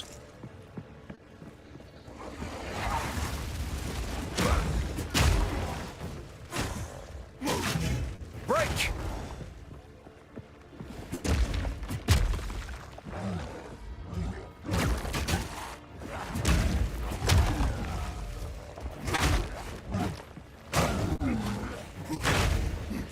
I need more time.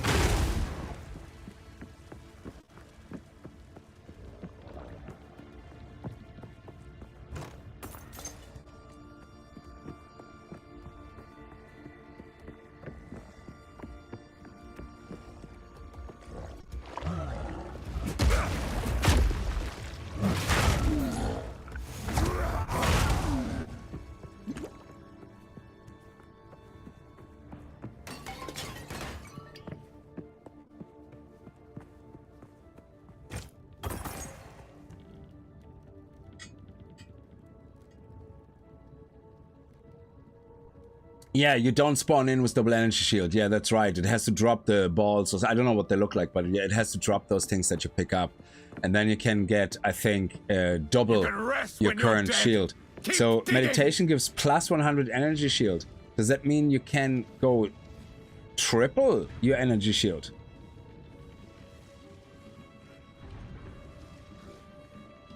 Because I think overflow lets you go 200%, lets you go double of what you have. I think, if I understood that right. Oh, it's only double. Okay, you just get an extra 100% straight up. Okay.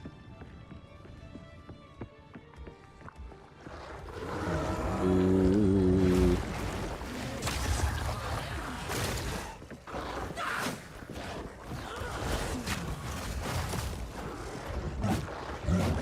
Gruesome creature!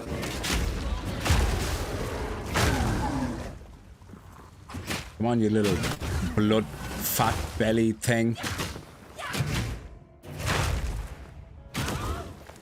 Oh, the Wilhelm scream. Never gets old. Love it.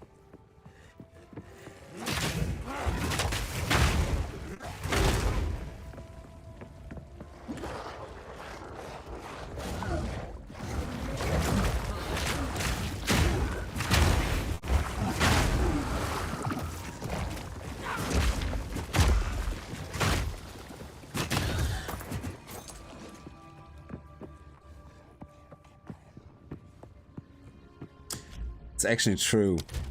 It's actually true.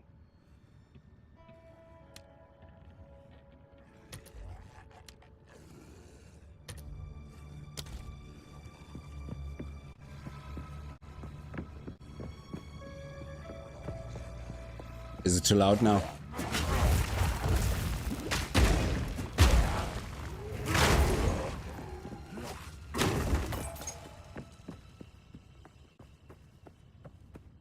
Yeah, one-shots are one-shots, yeah. Well, high evasion can avoid it completely. See, that's the thing.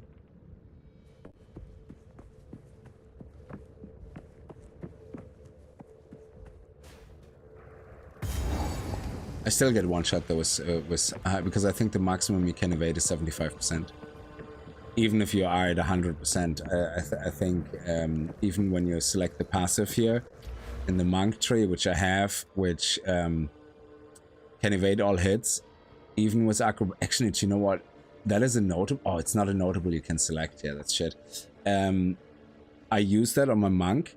I still have 54% evasion rating, and I can evade all hits, but this is capped. It's definitely capped. Yeah.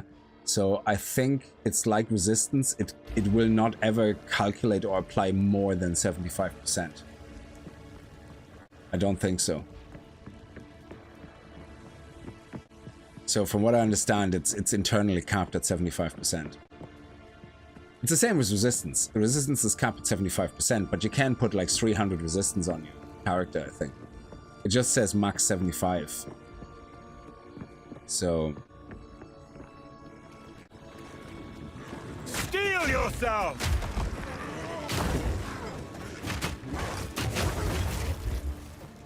Oh, we have another essence. Wow. Very lucky or unlucky, depends how you see it.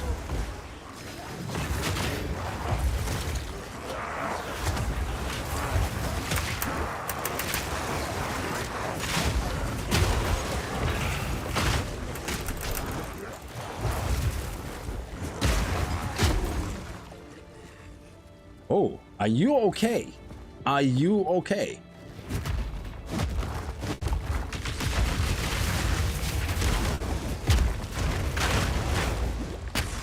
No!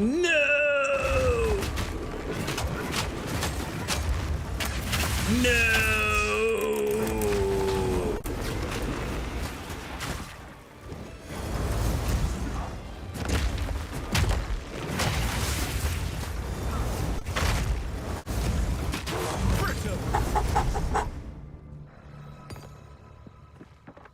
It was like hiding in that little corner over there. Oh, look at this! They can shoot me through the barrels! What dicks!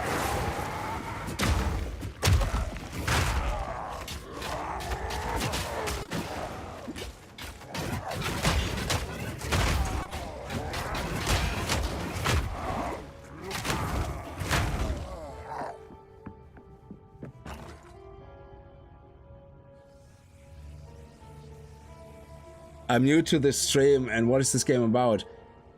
Well, if you don't know anything about ARPGs, it's kind of hard to explain. Don't ask me to explain the lore because, while I enjoyed it very much playing through the campaign, I don't really recall exactly all that crap that's happening. But it's a definitely very enjoyable campaign.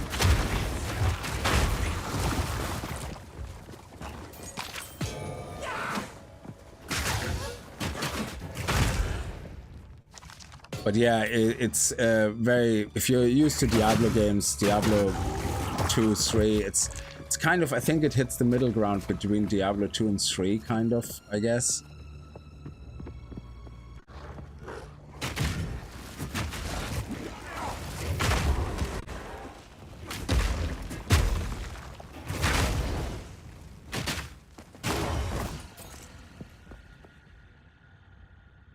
No, I don't need you to repeat the whole lore.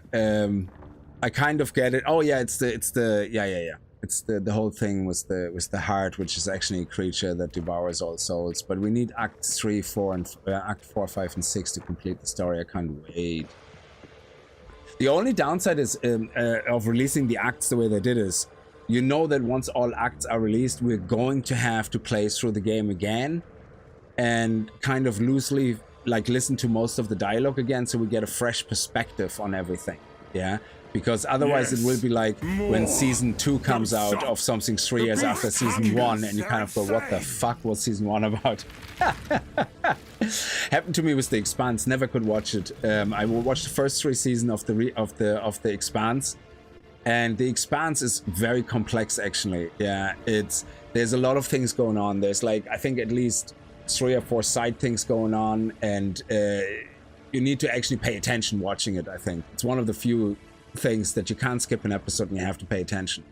And it was many years, I think, until season 4 came out, because it got cancelled kind of, and then Amazon bought the rights, and then they re-established it or whatever, restarted it, and there was such a huge gap. Even with the recap, I literally could not anymore remember shit and follow it. It was such a pity. So I went a few episodes into the next season. I don't know if it was season 3 or 4, whatever. Amazon continued, and I just gave up. I said I'm not rewatching the first 2 seasons, and I just leave it. That's it. Okay, so let's try this. We are full. This is gonna be fun. We're gonna die a lot.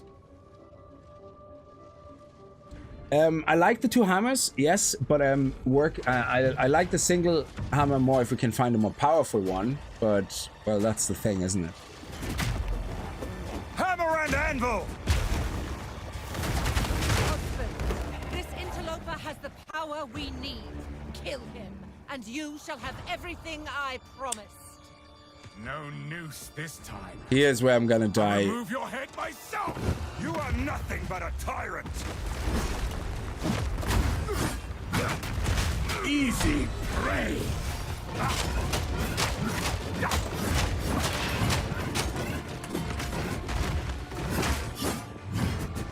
For the first ones.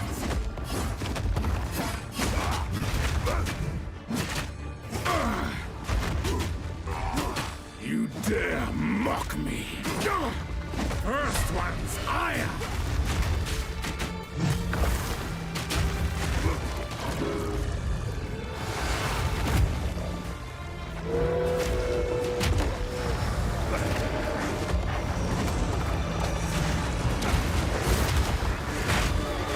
I can't yet!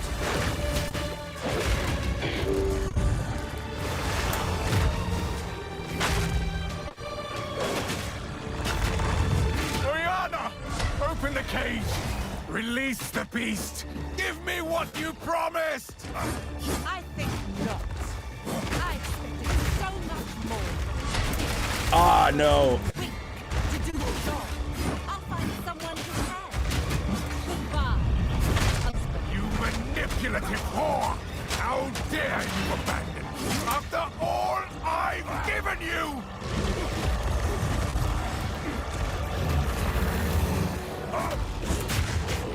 Freezing gale!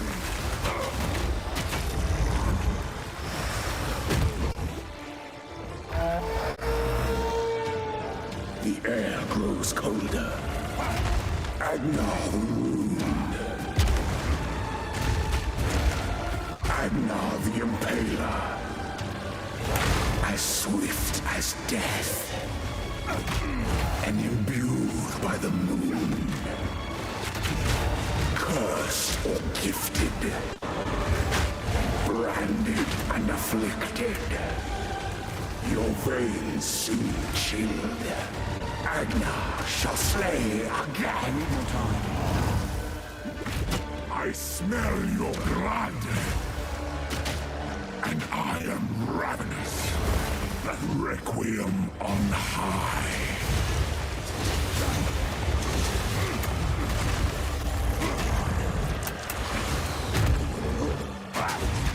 I smell your blood. And I am ravenous.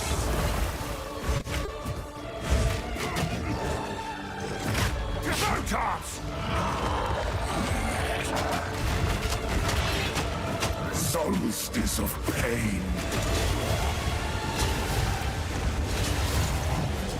I will take out your heart and savor each bite. Your pulse quickens. The eternal impure with bloodlust empowered. Our Esamir endured, but soon all were devoured. In unending war, I need more time. death waited at the door. Then hour by hour, men fell as summer soured. Requiem on high.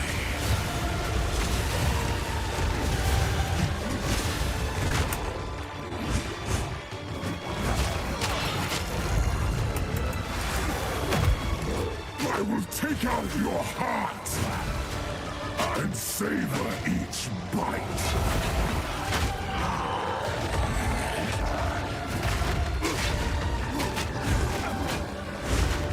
Freezing gale.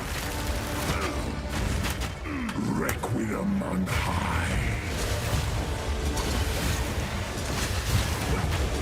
I will take out your heart and savor each bite. Oh shit. Chilling frost. I need more time. You are hunted. Fang, tooth, and claw. Tortured under the moon. The pack suffered but endured. I can't yet. And howled now in tune. No tales were told. None new, none old. I can't yet. And their endless hunger grew ever stronger.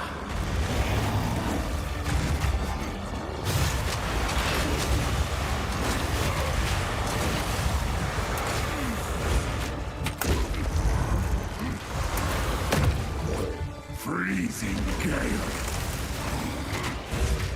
I will take out your heart and savor each bite. So close.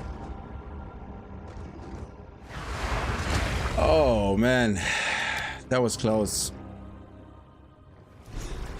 Yeah, I think I just have to play the part better where I'm in the middle with all the wolves.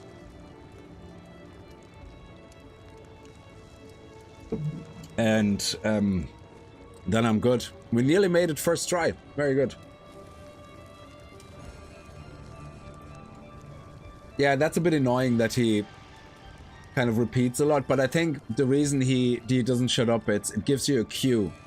When he does the Requiem thing, it's you know, it does one thing, so I think the telegraphing is very good. If it's an audio telegraph, it's I think the reason it's important to have the audio telegraph is because a lot of times you're so focused on what's happening, you would miss a lot of visuals. So I think. Use this time. I'll remove your head myself. You are nothing but a tyrant. Easy prey. Ogum is mine. Run, little rabbit. Crush them!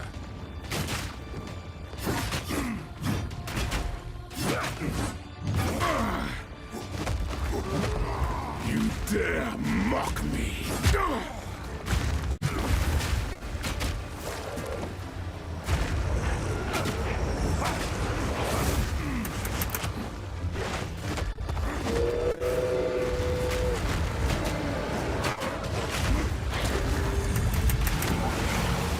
Wow! I was right in the center of that one.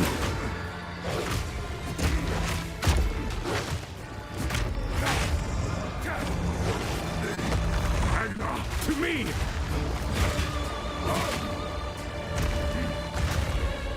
Okay, that's it. That's not him. Freezing gale.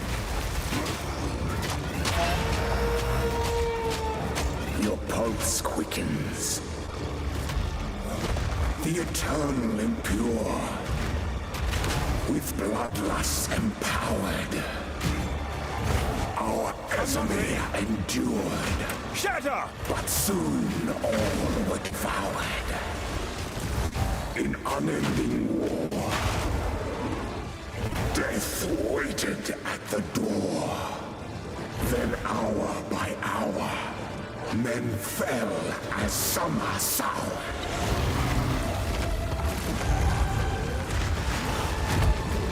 Solstice of pain.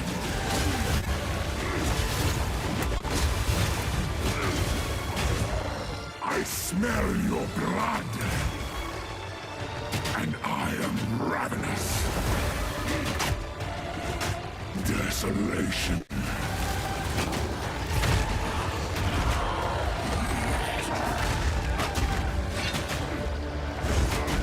I can't yet. I smell your blood,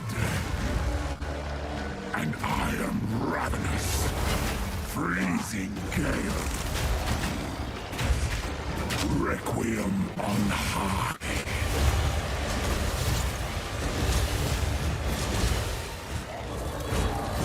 Destruction!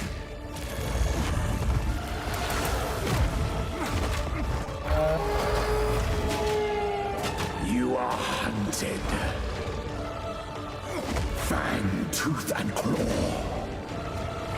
Tortured under the moon. The pack suffered but endured. And howled now in tune. No tales were told. None new, none old. And their endless hunger grew ever stronger.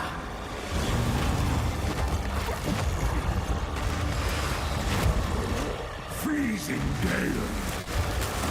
I will take out your heart and savor each bite. Requiem on high. Freezing gale.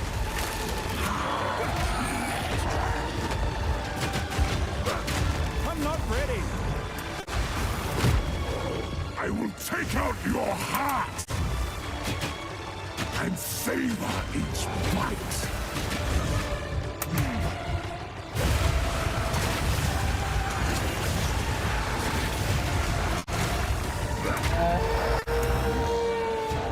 As night falls, winter's chill I can't yet. sought the unworthy. Through an endless night, they wither and tarry. Forsaken frosts, Need more time. as cold as death. Oh, we're just missing that little bit of oomph. The pack won't forget. Let me just check something. So maybe I shouldn't bother with the totems too much, only with the totems when we get to the main thing, because the totems don't actually do a lot of damage. Well, it does. Yeah, see, it doesn't really show us how much damage it does.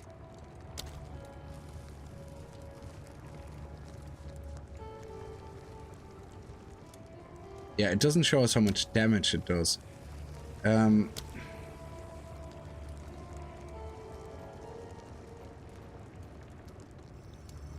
So I think what we should be doing, use that only for when we have the mobs in the center.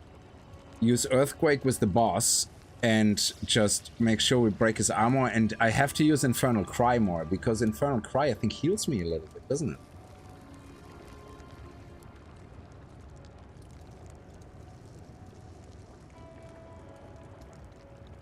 Because I feel sometimes, I feel like I'm getting health back when I use...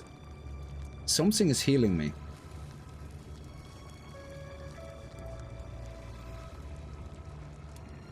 I don't know what sometimes feels like it's giving me a bit of health. Not sure.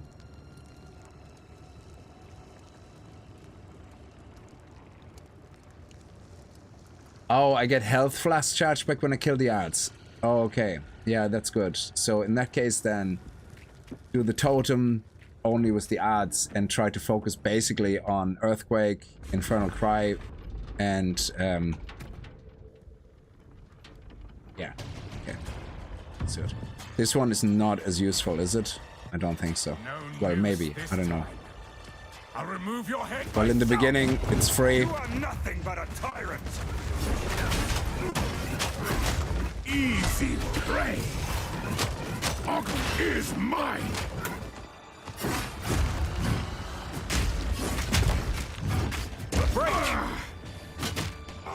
That will not go unpunished.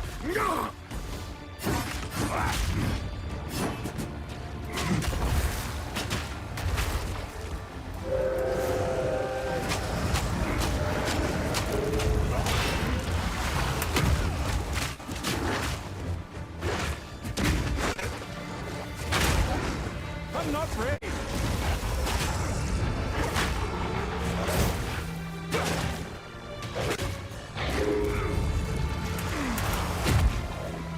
I'm not ready. No, to me.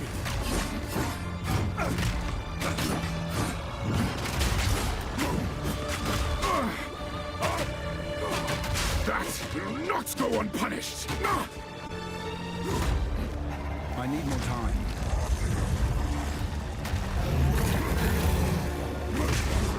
I need more time. Smell your blood. And I am ravenous.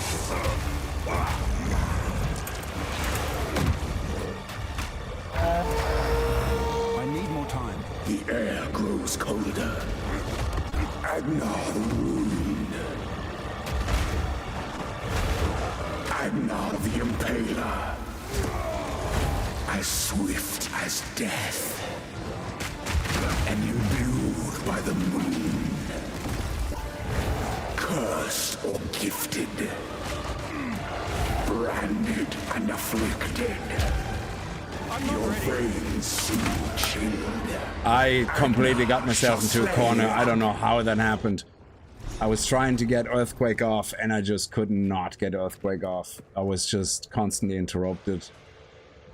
It started off so well.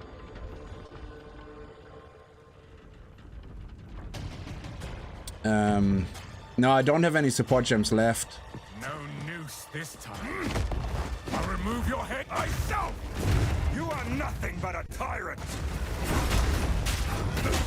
Easy prey.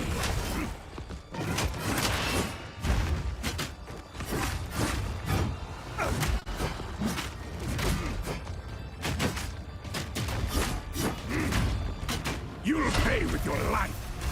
First one's iron. You dare mock me? Enough!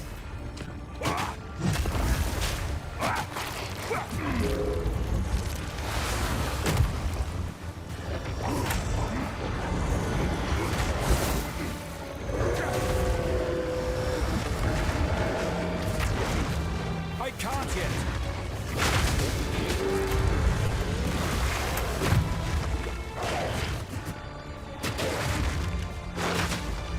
Dodge this!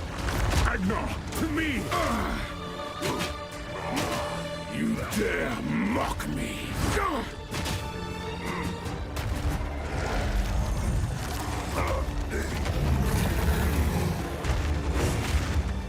I can't yet.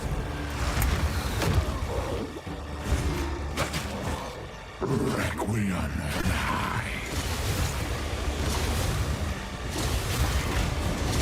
Chilling frost. I will take out your heart and savor each bite.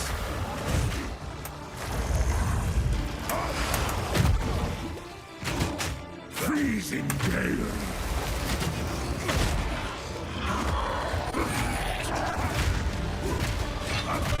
Solstice of pain.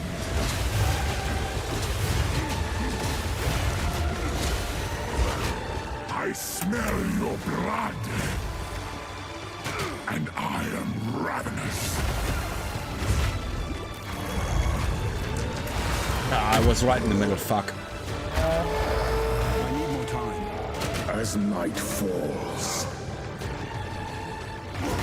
will earned his chill,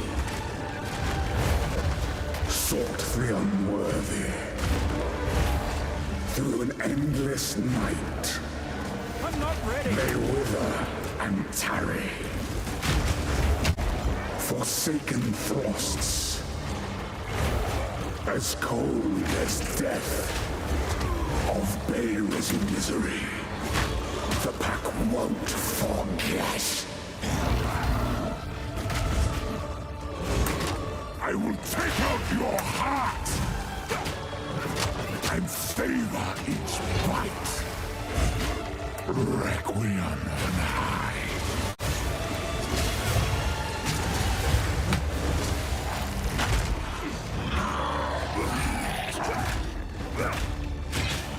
I smell your blood, and I am ravenous, chilling frost.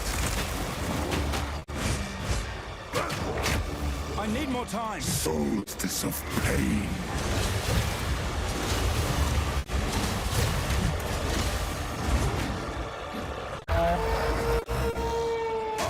The air grows colder. Agnar the ruined. Agnar the impaler.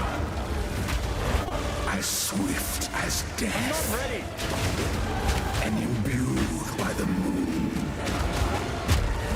Cursed or gifted. Branded and afflicted. Your veins soon chilled. Agnar shall slay again.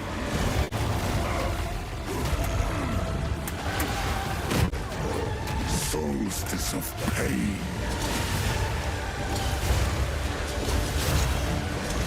Freezing gale. I will take out your heart and savor each bite.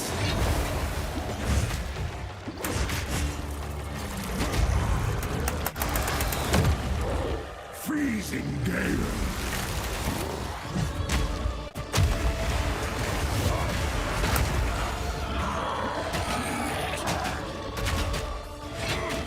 I will take out your heart and savor each bite. Freezing gale.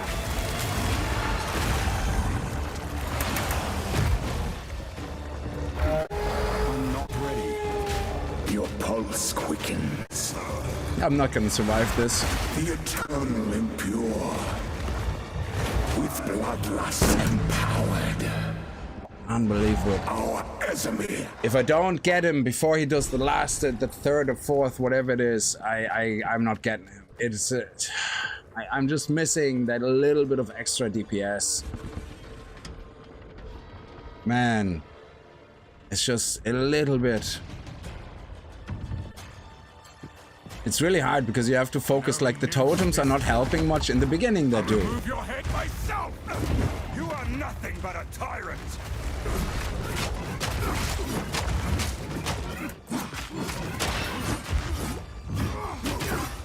Run, little rabbit.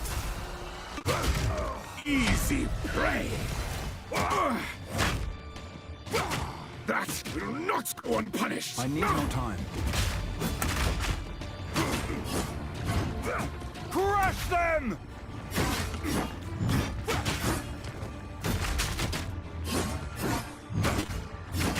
Easy prey. Bend the knee.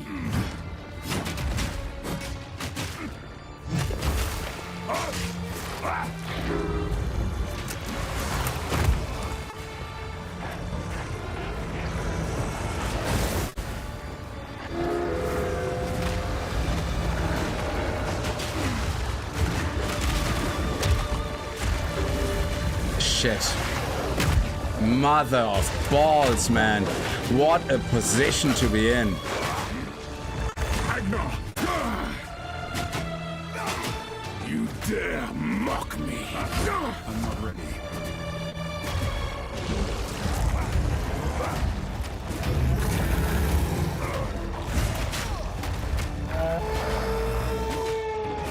As night falls, when winter's chill sought the unworthy through an endless night. They wither and tarry, forsaken frosts, as cold as death of Beira's misery. The pack won't forget. I will take out your heart and savor each bite. Requiem on high.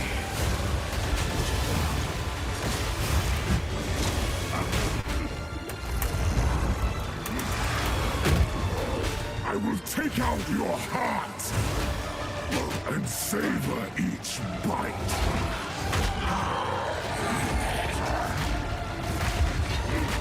Desolation. I can't yet. Requiem on high.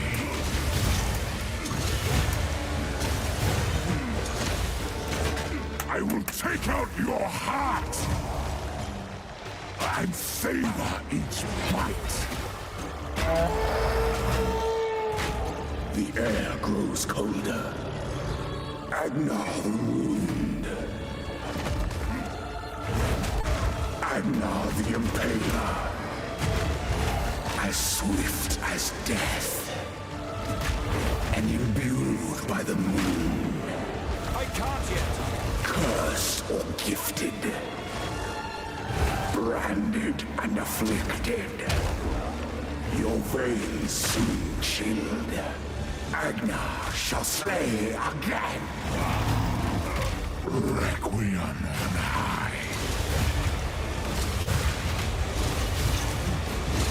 Freezing gale. I need more time.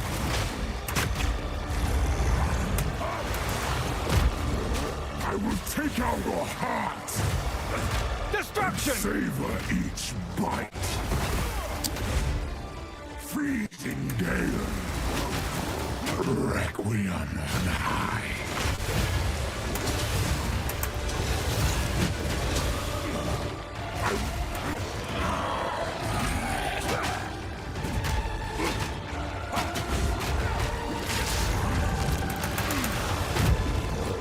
Freezing gale. I need more time. Your pulse quickens. The eternal impure, with bloodlust empowered. Our Esamir endured, but soon all were devoured. In unending war, death waited at the door. Then hour by hour, men fell as summer sour. I can't yet. I smell your blood, and I am ravenous. Desolation. No!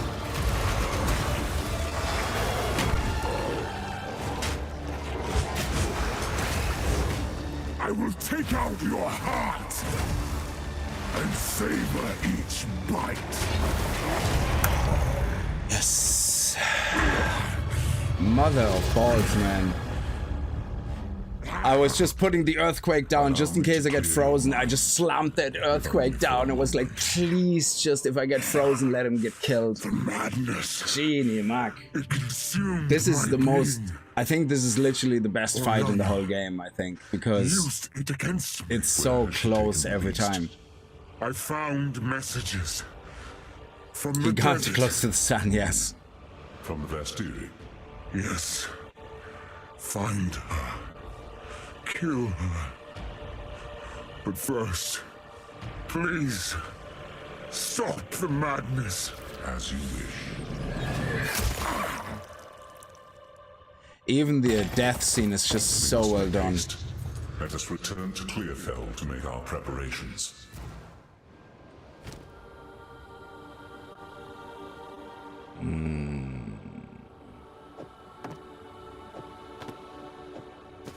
nothing for us, really. The helmet, maybe. Yeah, that's actually... Increased light radius is the bomb. Yeah. Can't get over that. Okay.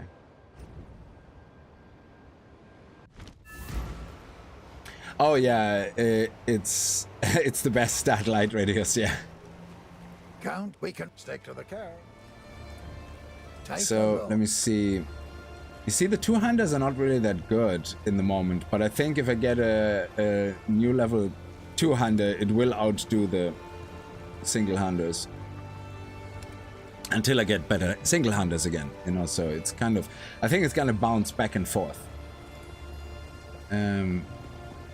Gain 2 life per enemy hit with attacks. I think that's really good. We lose a lot of damage, but at some point we're gonna have to upgrade those clothes. And is the damage lost really that big? Choice.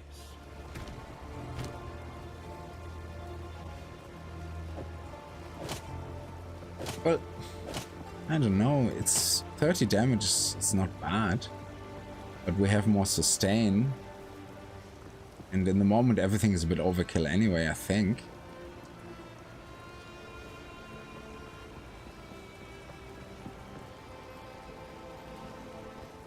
Stick to the cairns.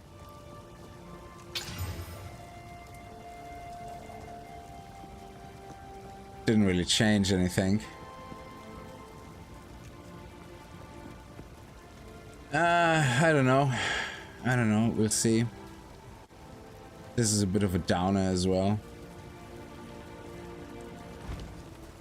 You've done what? This one always makes me... It is good to see you. Finn makes fun of my collection. It's beautiful. Well, Finn can also eat a bag of dicks.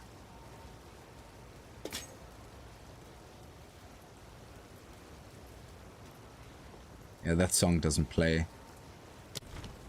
I think it's only this one who plays. Grand Folly doesn't play. Isaro the mad. Does she play that one? Yes. It is good to see you.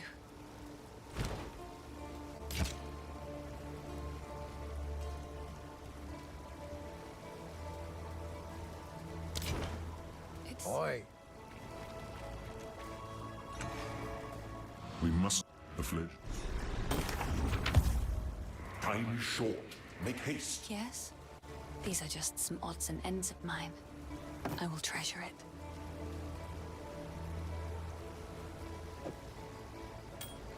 Be careful.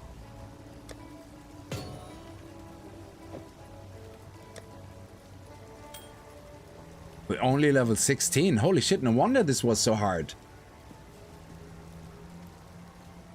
Like, usually I would be level 19 or... Yeah, level 19 or 20 nearly at this stage.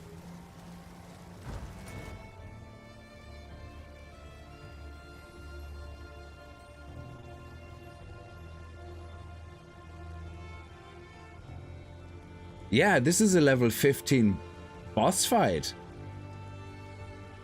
So being level 16 is actually in... Wow. I was wondering why things were a bit tougher. Like with the ranger, I think we were level 17 or something as well. Yeah, we blasted through this actually with the ranger and with the warrior. That's crazy.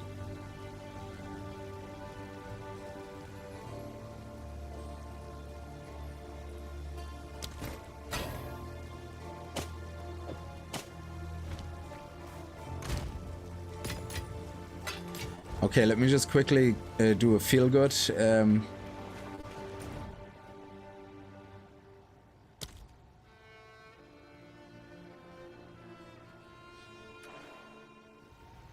Let me see if we get a nice drop here.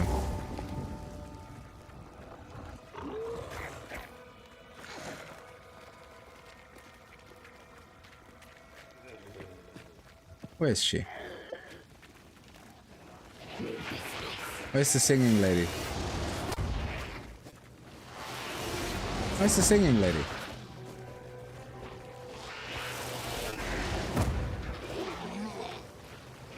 Feel my wrath!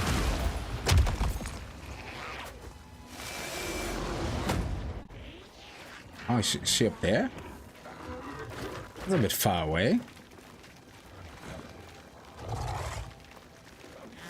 Yeah, she's usually closer.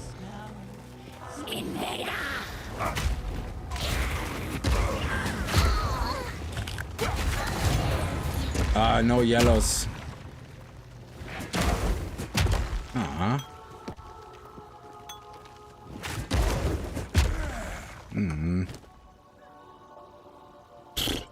Sucks.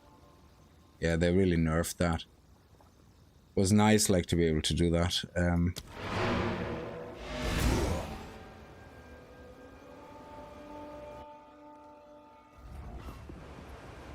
In Cruel 2, it's actually, Act 2 in Cruel, it's actually worth it to farm her a little bit. Because you can get some exalted orbs from her.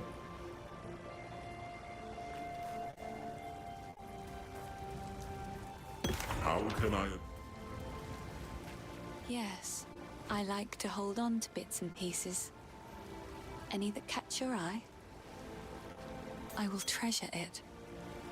It's actually so funny, her lines, yeah. You give her the most useless item and she's, oh, thank you so much, you know, oh, I will treasure it. Like, she's just such a make you feel good person, like, yeah.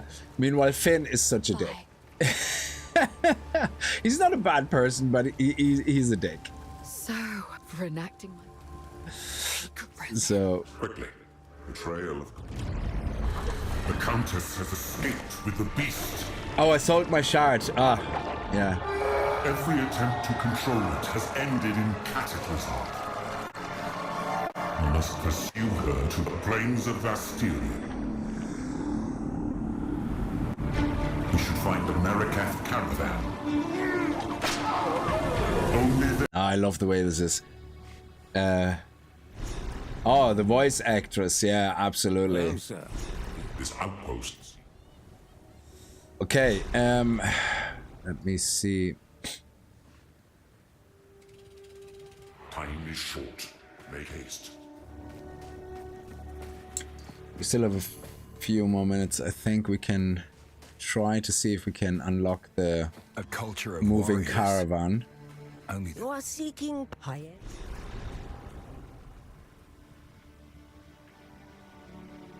Oh yeah, that's these items. Yeah, maybe she has a better flask now. Yeah, that's better.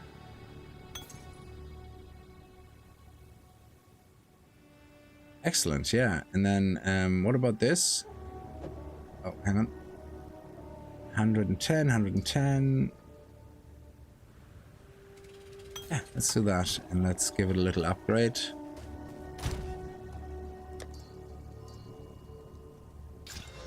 Oh, nice.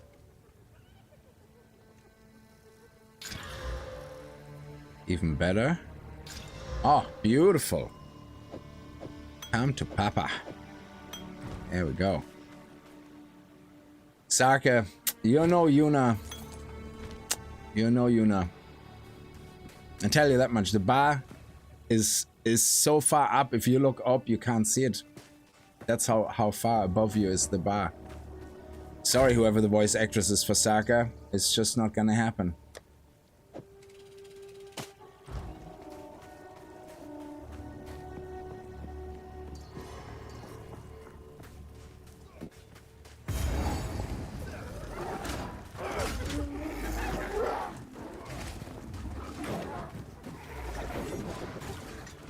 Saka is a hottie.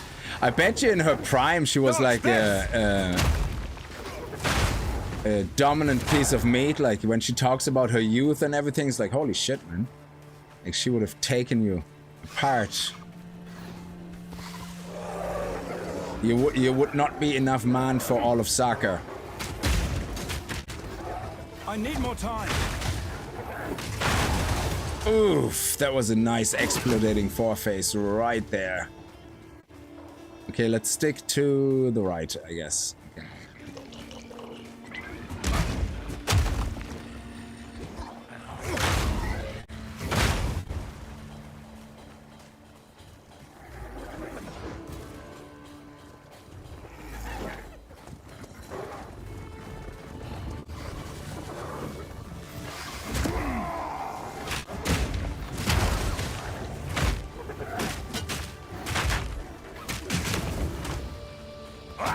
Come on, you little scarab.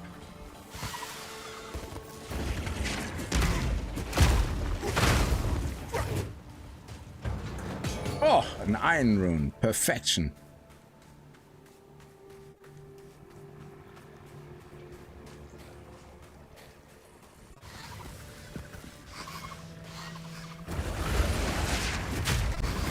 I can't yet.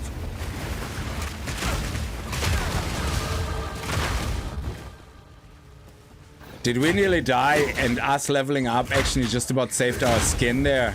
Is that it?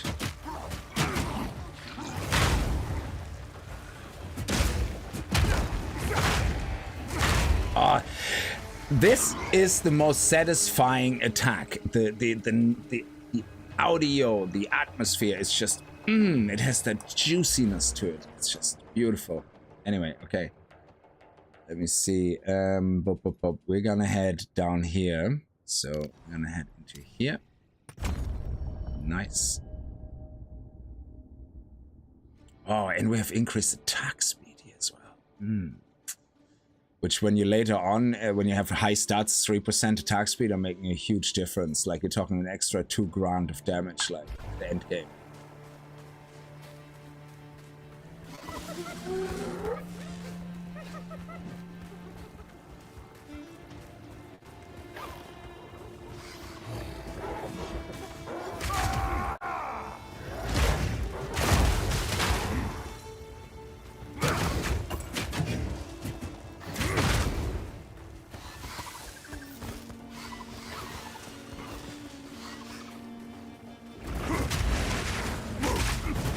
I'm not ready. Dodge this!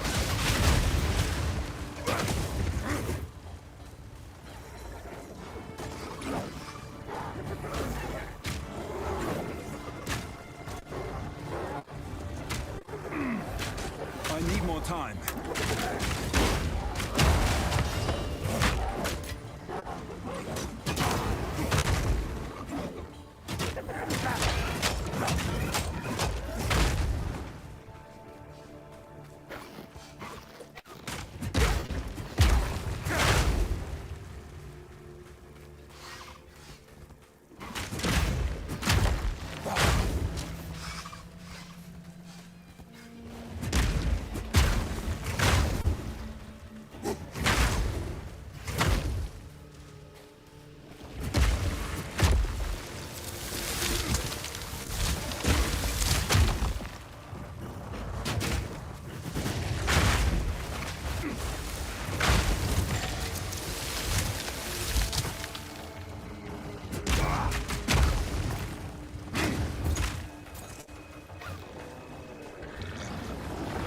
I can't yet.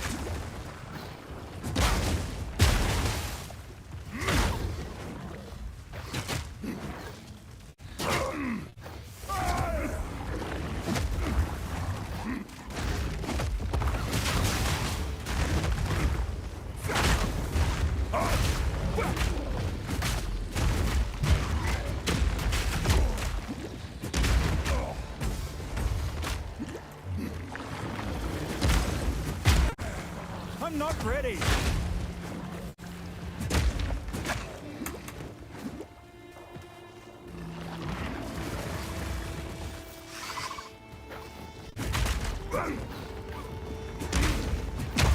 I need more time.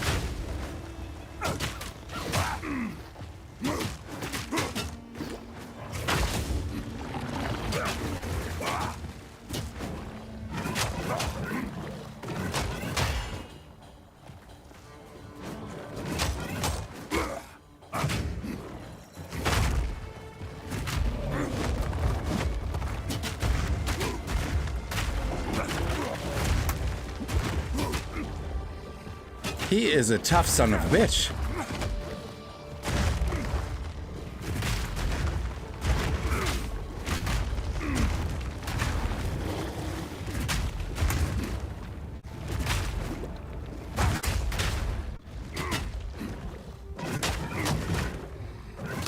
No chance.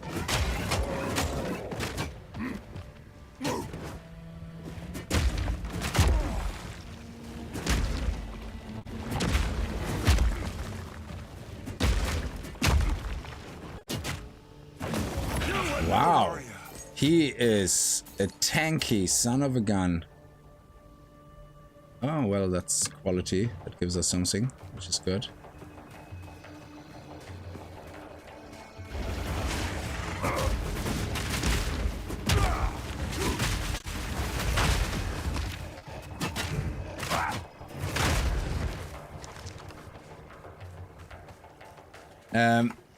How's the addiction going, Bonnie? Thank you. How are you? I hope you're doing well. It's going all right. It's a great game. It's easy my favorite game in a long time. He has the same HP as Count Grano. That is insane. Desert books that freeze the ground. Yeah, I think it's actually hilarious that you get the fire-spitting skitters like freezing the ground. It's just so funny.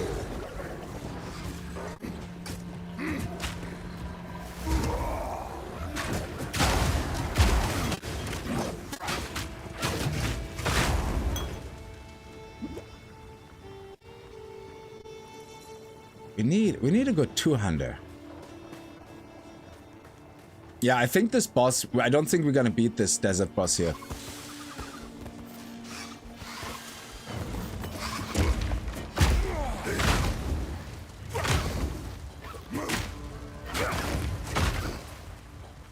Because we're only level 17 now. Maybe we get 8 to 18 before we get to the boss, but yeah, he's a tough son of a bitch because of these stupid arrows that he constantly blows out from the side. I'm not ready. Oh, that's the desert camp here. Loads of coin here. And some loot, some corpses with more coin. Hey, you fight! I'm just gonna loot your fellow soldiers. Yeah, don't worry about me at all.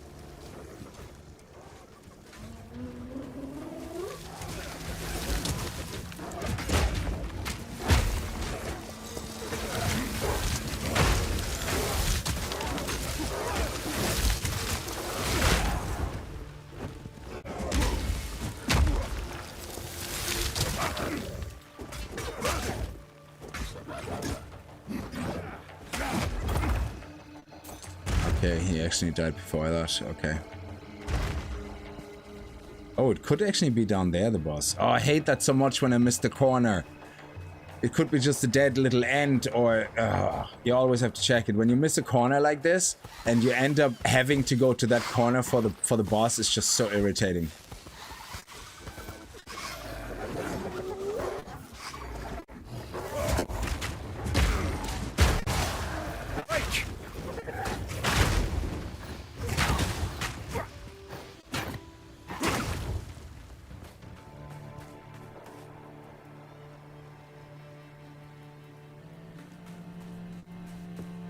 Is that where the boss is?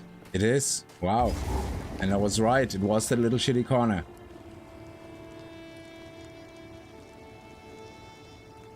Don't fight the boss at the top of this. Well, what you mean is close to the... Yeah, so how many hours do I have on this now? Easy. Jesus. Yeah, and we have a new season of Path of Exile 1 starting, which I definitely want to play. Because Path of Exile 1 Marauder looks really, really fun, and it's a bit like the Warrior there, I think. And it does some nice 200 damage, alright, from what I could see.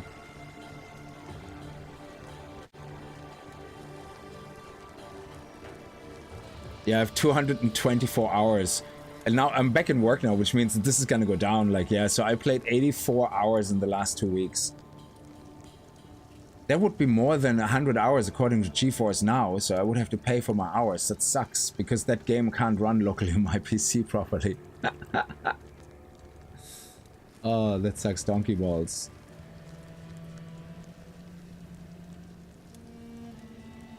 Is Totem Warrior still a thing? Yes, it is. We're using the totems, but they're not very strong right now, and they die very quickly.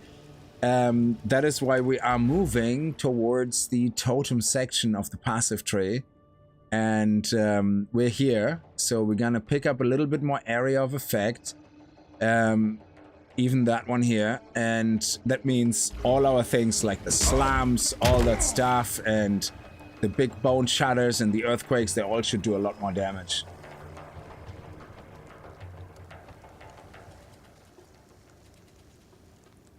You're cramming more playtime in less time. Yeah. Okay. You see, just the totems don't actually work as well because they get attacked, they die very quickly. I can't yet. Well, that was nice. So what you're saying is fight him at here, fight him on that side. That's what you're saying, fight him here as close to that as possible. Or can we actually bring him down?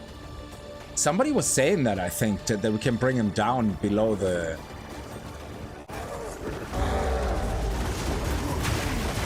Oh, shit bug. So let's actually do that. Let's see if they follow us.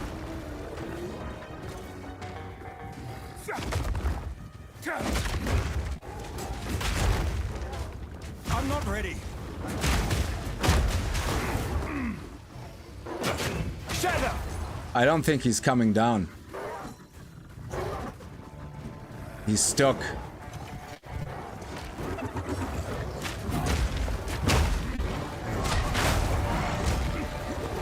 I can't yet.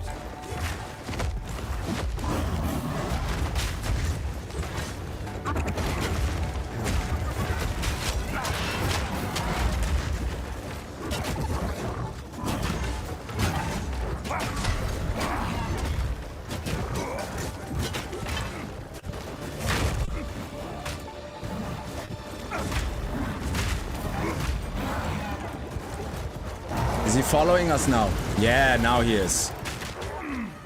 I need more time.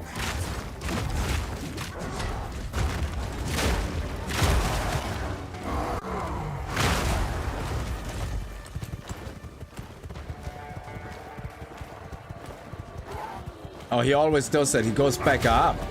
Oh, he resets. Oh, he resets. What a dick.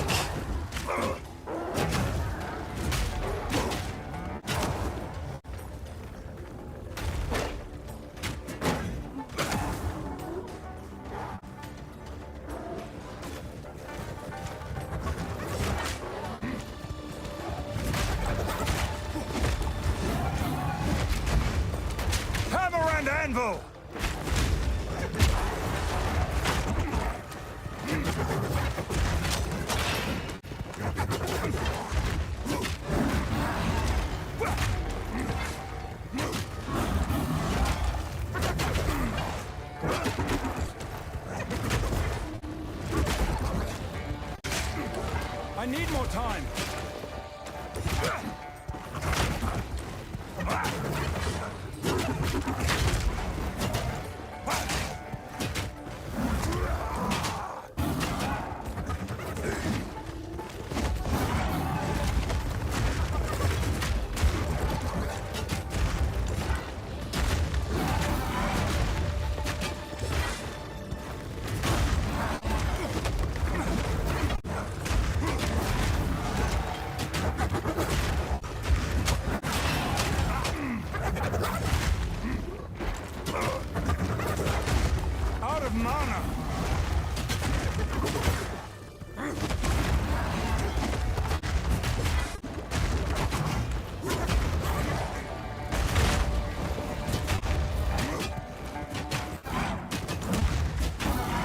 I'm not ready.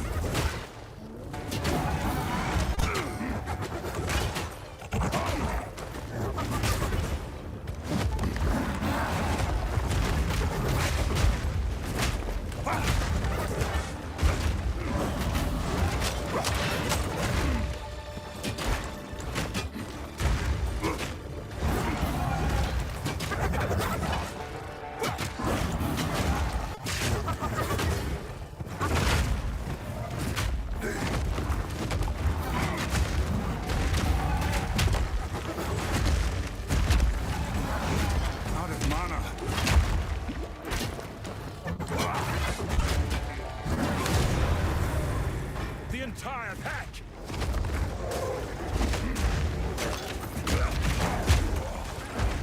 Wake! I'm not ready!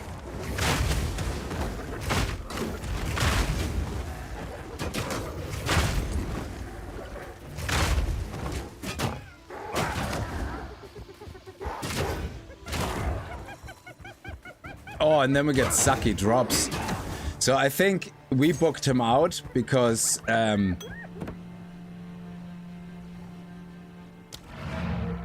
guys didn't throw a single spear during the fight. Oh yeah, I know, it's now 1 AM. I just wanted to finish this boss. That's what I was hoping for, that we can squeeze that one in. There we go, nice. So let's get to the hooded guy. And see, armor 40. Physical damage to attacks, cold resistance. Actually, this one is now a good upgrade, I think, yeah. Okay, let's do that. And I think the rest is just vendor trash. Ooh, this one is a nice charge on use. It's 3.4 seconds. That is nice. It's faster and it has an extra charge. And this one is... Oh, that's the wrong flask, yeah. So now that we have tier 5, what is the next thing that we can kind of look at and replace? Oh, Molten Blast. Converts physical damage to fire damage. I'm into fire damage right now. And this is physical damage to fire. Ooh. Hold down the button for perfect strike to charge a powerful swing. If you release at exactly the right moment, you... Oh, sorry. Hold down the button for perfect strike to charge a powerful swing. If you release at exactly the right moment, you will hit with a high damage explosion that always ignites enemies. Always Hold ignites. down the button for perfect strike to charge a powerful swing. If you release... Yeah, I think, like the picture shows, the reason you need a shield for this, I think, is because it takes so long to wind up. You're gonna get interrupted a shit ton if I do it on the dual wielding build. So let's have a look at this. Impact, Molten Blast will explode and fling shrapnel projectiles forwards. On impact, Molten I love Blast that. will explode and fling shrapnel projectiles forwards. On Oh my impact, god, this is projectiles? We could completely go bonkers on that. On impact.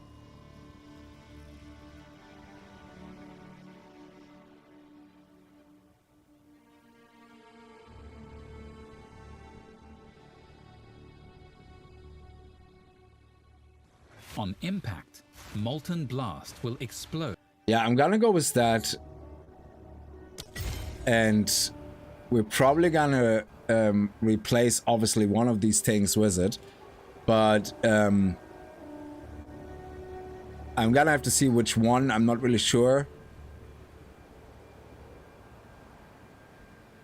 But I know that we can get support gems that give us even more projectiles, and then you can auto-trigger that.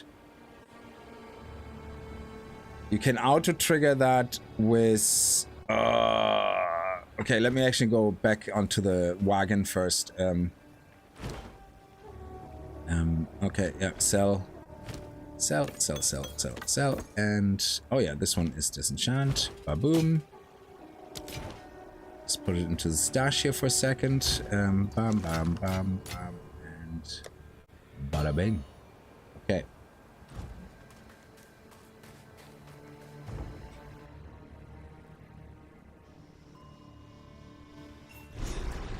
Yeah, exactly. Earth totem. I was thinking about the totem much like my as well, because we can still use the poison on that, so we can do fire and poison. That's what I'm kind of after, a fire poison build, yeah? But what we can do is, and I sadly can't see it here, yeah, because I don't have any support gems, so I'm on SSF here. Who goes oh, actually, she's the girl I need to talk to for... Ooh. We have new one-handed weapons, baby. Look at that. 16 to 24, 15 to 24, lightning. Now we need fire. Fire. Fire. Oh, what is that? Body armor 121, okay. I like the way that this one is the armor, you know, it's the armor and it's basically like naked. That's like the super armor that is like a bra for the female characters in MMOs, you know, which is like, yeah, but this has 8,000 armor and it's literally just a nipple cover. It's like, yeah. I mean, if you get hit exactly on your nipple, impenetrable. That is how armor works. So, yeah, we're gonna have to look through that next time. So, for now, we leave the warrior here, though. And I'm actually tempted to continue with the warrior instead of the ranger. I'm actually I'm not sure. I need to see how the warrior... I think we need to do another stream with the warrior to really get him to level 20. And because I have all the other classes at level 20. Just need to parry with the nipples. Yeah, exactly. Yeah. Exactly. So if I go to... Here, I have a lot of support gems on this one because this is my first character I created, the monk. So I created it on standard because I wanted to see how all this works, you know, trading and stuff like that. And I haven't really traded. I don't like the hassle of having to talk to people. I like auction houses, you know, where I like the currency market. That is my favorite little tool here, yeah? Because every time I need something, I go... Actually, one thing, if you didn't know, yeah, if you want exalted orbs and you have tons and tons of deliriums, yeah, I had like 20 distilled era, yeah. Oh, now it's actually quite, yeah. You see that here? It's 1 to 3, yeah. So I had 20 odd of them, yeah. So I got loads of exalted orbs, yeah. If I wanted orbs of alchemy to get normals to rare, which I actually needed, yeah, it's even better. Yeah, so with the distilled stuff, you can get quite a lot of gems. And this orb of alchemy gave me this massive chest upgrade that allowed me to get tons and tons of spirit, because I get spirit from evasion. For every 12 evasion, I get 1 spirit. And for every 6 shields, I get 1 spirit. So I got 200 spirit without any additional hassle. So I was able to plant myself full with active buffs. Anyway, the point I was trying to make for the projectiles, I'm actually using it here, I think, yeah? So if you look at elemental invocation, so we have to get that for the warrior, yeah? It requires a little bit of int and some dex, but I think it's worth it, because what happens is it builds up energy, power, just as you kill things. So so the key thing here is if we have an ignite build, this will work, because we basically can gain 3 energy per power of enemies you ignite. So if we have an ignite build, something that instantly can ignite even, which is even better, we're gonna get power built up really, really fast. Oh, get spirit for evasion is the special on the monk, the ancestral or whatever it's called. I'll show you now in a second. So we get energy power. Now, of course, with Frost, it works better because Frost is overpowered in this game. Yes, I'm not afraid to say it. I don't care if the devs hear it and scale it back, not because of me, but because Frost is overpowered. So rather than them scaling back Frost, I really, really hope they're just gonna buff Fire and Lightning. End of story. But, so you only get 3 for igniting things, yeah? Now, once you have maximum energy, though, you have 5 here. What happens is, you execute that skill once it's fully charged, yeah, which means it will get the number 5 here, yeah, and it will execute this skill that is equipped here 5 times, up to 5 times. Now, this one is lightning damage, yeah, it's a single projectile. It's a single projectile, yeah. Now, imagine here you would have, if Molten Core can be in, is Molten Core a spell? Let me actually see. We just had it there, so but I just don't want to switch back, so let me just actually have a look here. Molten Blast. It's an attack, so it's not a spell. Ah, there goes my plan. Because my plan was to have that execute instead. And then it basically, you can triple it. Unless we can find a fire spell, and then that we can put in here, like the firewall. We probably can put the firewall in here. That's a spell. And anyway, if it's a projectile. Is it a projectile? I don't know. We find a projectile that's fire. And this one then triples that. So you can have less projectile speed, because that's important. You want things to move slowly and do a lot of damage. And then this one here, support skills, fires 2 additional projectiles. And the funny thing is, yeah, what this actually does, it doesn't increase this projectile, it increases this projectile. So when I execute this skill, it doesn't shoot 7, it shoots 3 times 5 balls of lightning. Now, if that is a bug, I don't know. Technically, it's not, because it says supported skills fire 2 additional projectiles, which means you execute the skill, it counts like you're executing it 3 times. So I have at any one time 15 balls of lightning flying forward that spread into 3 streams of 5 eventually. But if you have 2 bells out here that amplify damage and that you know, do even culling strike and everything, and you have 2 bells on a boss and you hit 15 balls of lightning into 2 bells, that boss loses nearly all its health. Now, of course, on the higher maps like T12, it might lose 50% of health. But you again really quickly build this up. So this is an absolute amazing combination of skills like elemental invocation. So it's just something that I felt like, you know, I can use somehow with fire possibly. Yeah, exactly. The skill supported is elemental invocation, so I don't think it's a bug, and I don't think they're gonna change that. Yeah, but it's absolutely amazing. Yeah, and let me see, what can we have with fire? So a spell that is fire. Flame wall is a spell, but it's not a projectile, but also a projectile. I want a projectile. Is it plus or something? That's ore. Oh, it has the word projectiles in it, that's why. Essence Train, Ember Fuselage. Conjures a blazing ember that hovers over you. After a short duration, the ember launches at an enemy, dealing fire damage. In an area on impact, it prioritizes the last enemy targeted. So in a boss fight, this could be insane. So we could have 15. Imagine shooting 15 fusillades at a boss.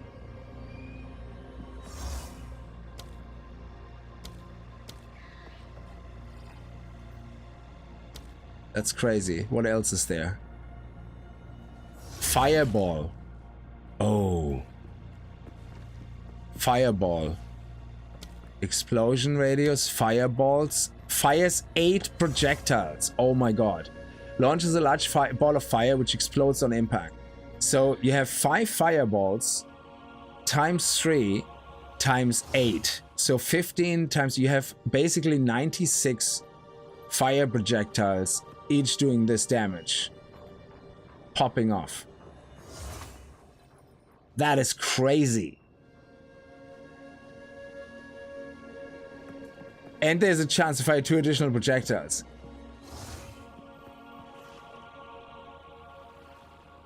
So 96 times, that surely that has to one-shot most bosses. We would just have to get really heavy into intellect with our warrior.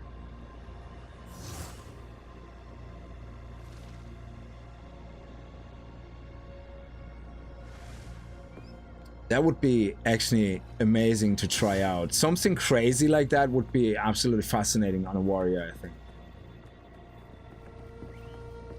It just would melt bosses and rares. And then you have Eye of Winter, it's cold damage. Oh, I could actually use that. So, deals cold damage, fires 8 shot projectiles in the spiral. When projectile ends, modifies the number of projectiles, only applies to the final spiral, inflicts critical weakness on hit, gains 50% damage as corresponding type when passing over ground surfaces. Oh, wow. So if you have these stupid shitty maps that actually have burned ground, this could turn into 50% fire damage, increased projectile speed. That is necessarily not a good thing because we want to slow the whole thing down. But I would love to actually try this out on my monk as a variation. That is crazy. Oh my god, totem duration is 8 second, limit 1 totem. Oh, that's another totem, sorry. Deals lightning damage. Explosion and shock ground radius of 4 meters. That's not a projectile though, yeah. Anyway, so that's what I'm after. Like, so I think Fireball would be then the way to go. We need to be level 16, so sorry, level 66. So that would be an end game target for the warrior. If we can sustain fire damage and poison and totems, and then get elemental invocation to blast off like tons of feckin' fireballs. Yeah, once you get Giant Plat, you need reduced attributes. Yeah, that's right. Yeah, so we need to actually find 200 weapons which have the reduced attributes. Yeah, absolutely. Yeah, you're absolutely right. So that is exactly it. Yeah. All right. Anyway, I just wanted to go over that because I think for the warrior, elemental invocation at when you start mapping would literally be amazing. I think unless the wind up takes too long and bosses kill you before that, but or fast moving bosses might not actually get hit, but 96 projectiles, surely it has to melt a boss if it hits him right in the face. So but anyway, yeah, I'm gonna leave this here. Thank you very much for watching. I hope you guys had a good time with the video, if you watch this video, and the stream. Is it possible to put multiple ways down? I don't think so. I haven't managed to do it, but it is weird that it's weird that they have 4 things. So what I think might happen later in the game is the intent might be that you can put a waystone in, then something to amplify it, something to reduce maybe the negative penalties. That would make sense to me, unless it's just a general grid and it never was intended for more than 1. Yeah. So, but it would be nice to have like a waystone and then have maybe a modifier that can say take away 2 random negative effects, but it reduces like the chance then by 10% or something, you know, or whatever. Or it removes 1 good effect and 2 bad effects, something like that, you know, like modifiers basically that you can't apply through upgrading, but you know, or distilling, and they just get applied here. That would be nice. So, but yeah, anyway, I'm gonna leave this here. Thank you so much. I see you guys hopefully tomorrow, because my first day back in work, so I don't know exactly how knackered I will be, but we'll see. So otherwise, I see you guys tomorrow, and or maybe there were 4 slots initially. Yeah, and until then, have a good night and stay safe. Bye bye.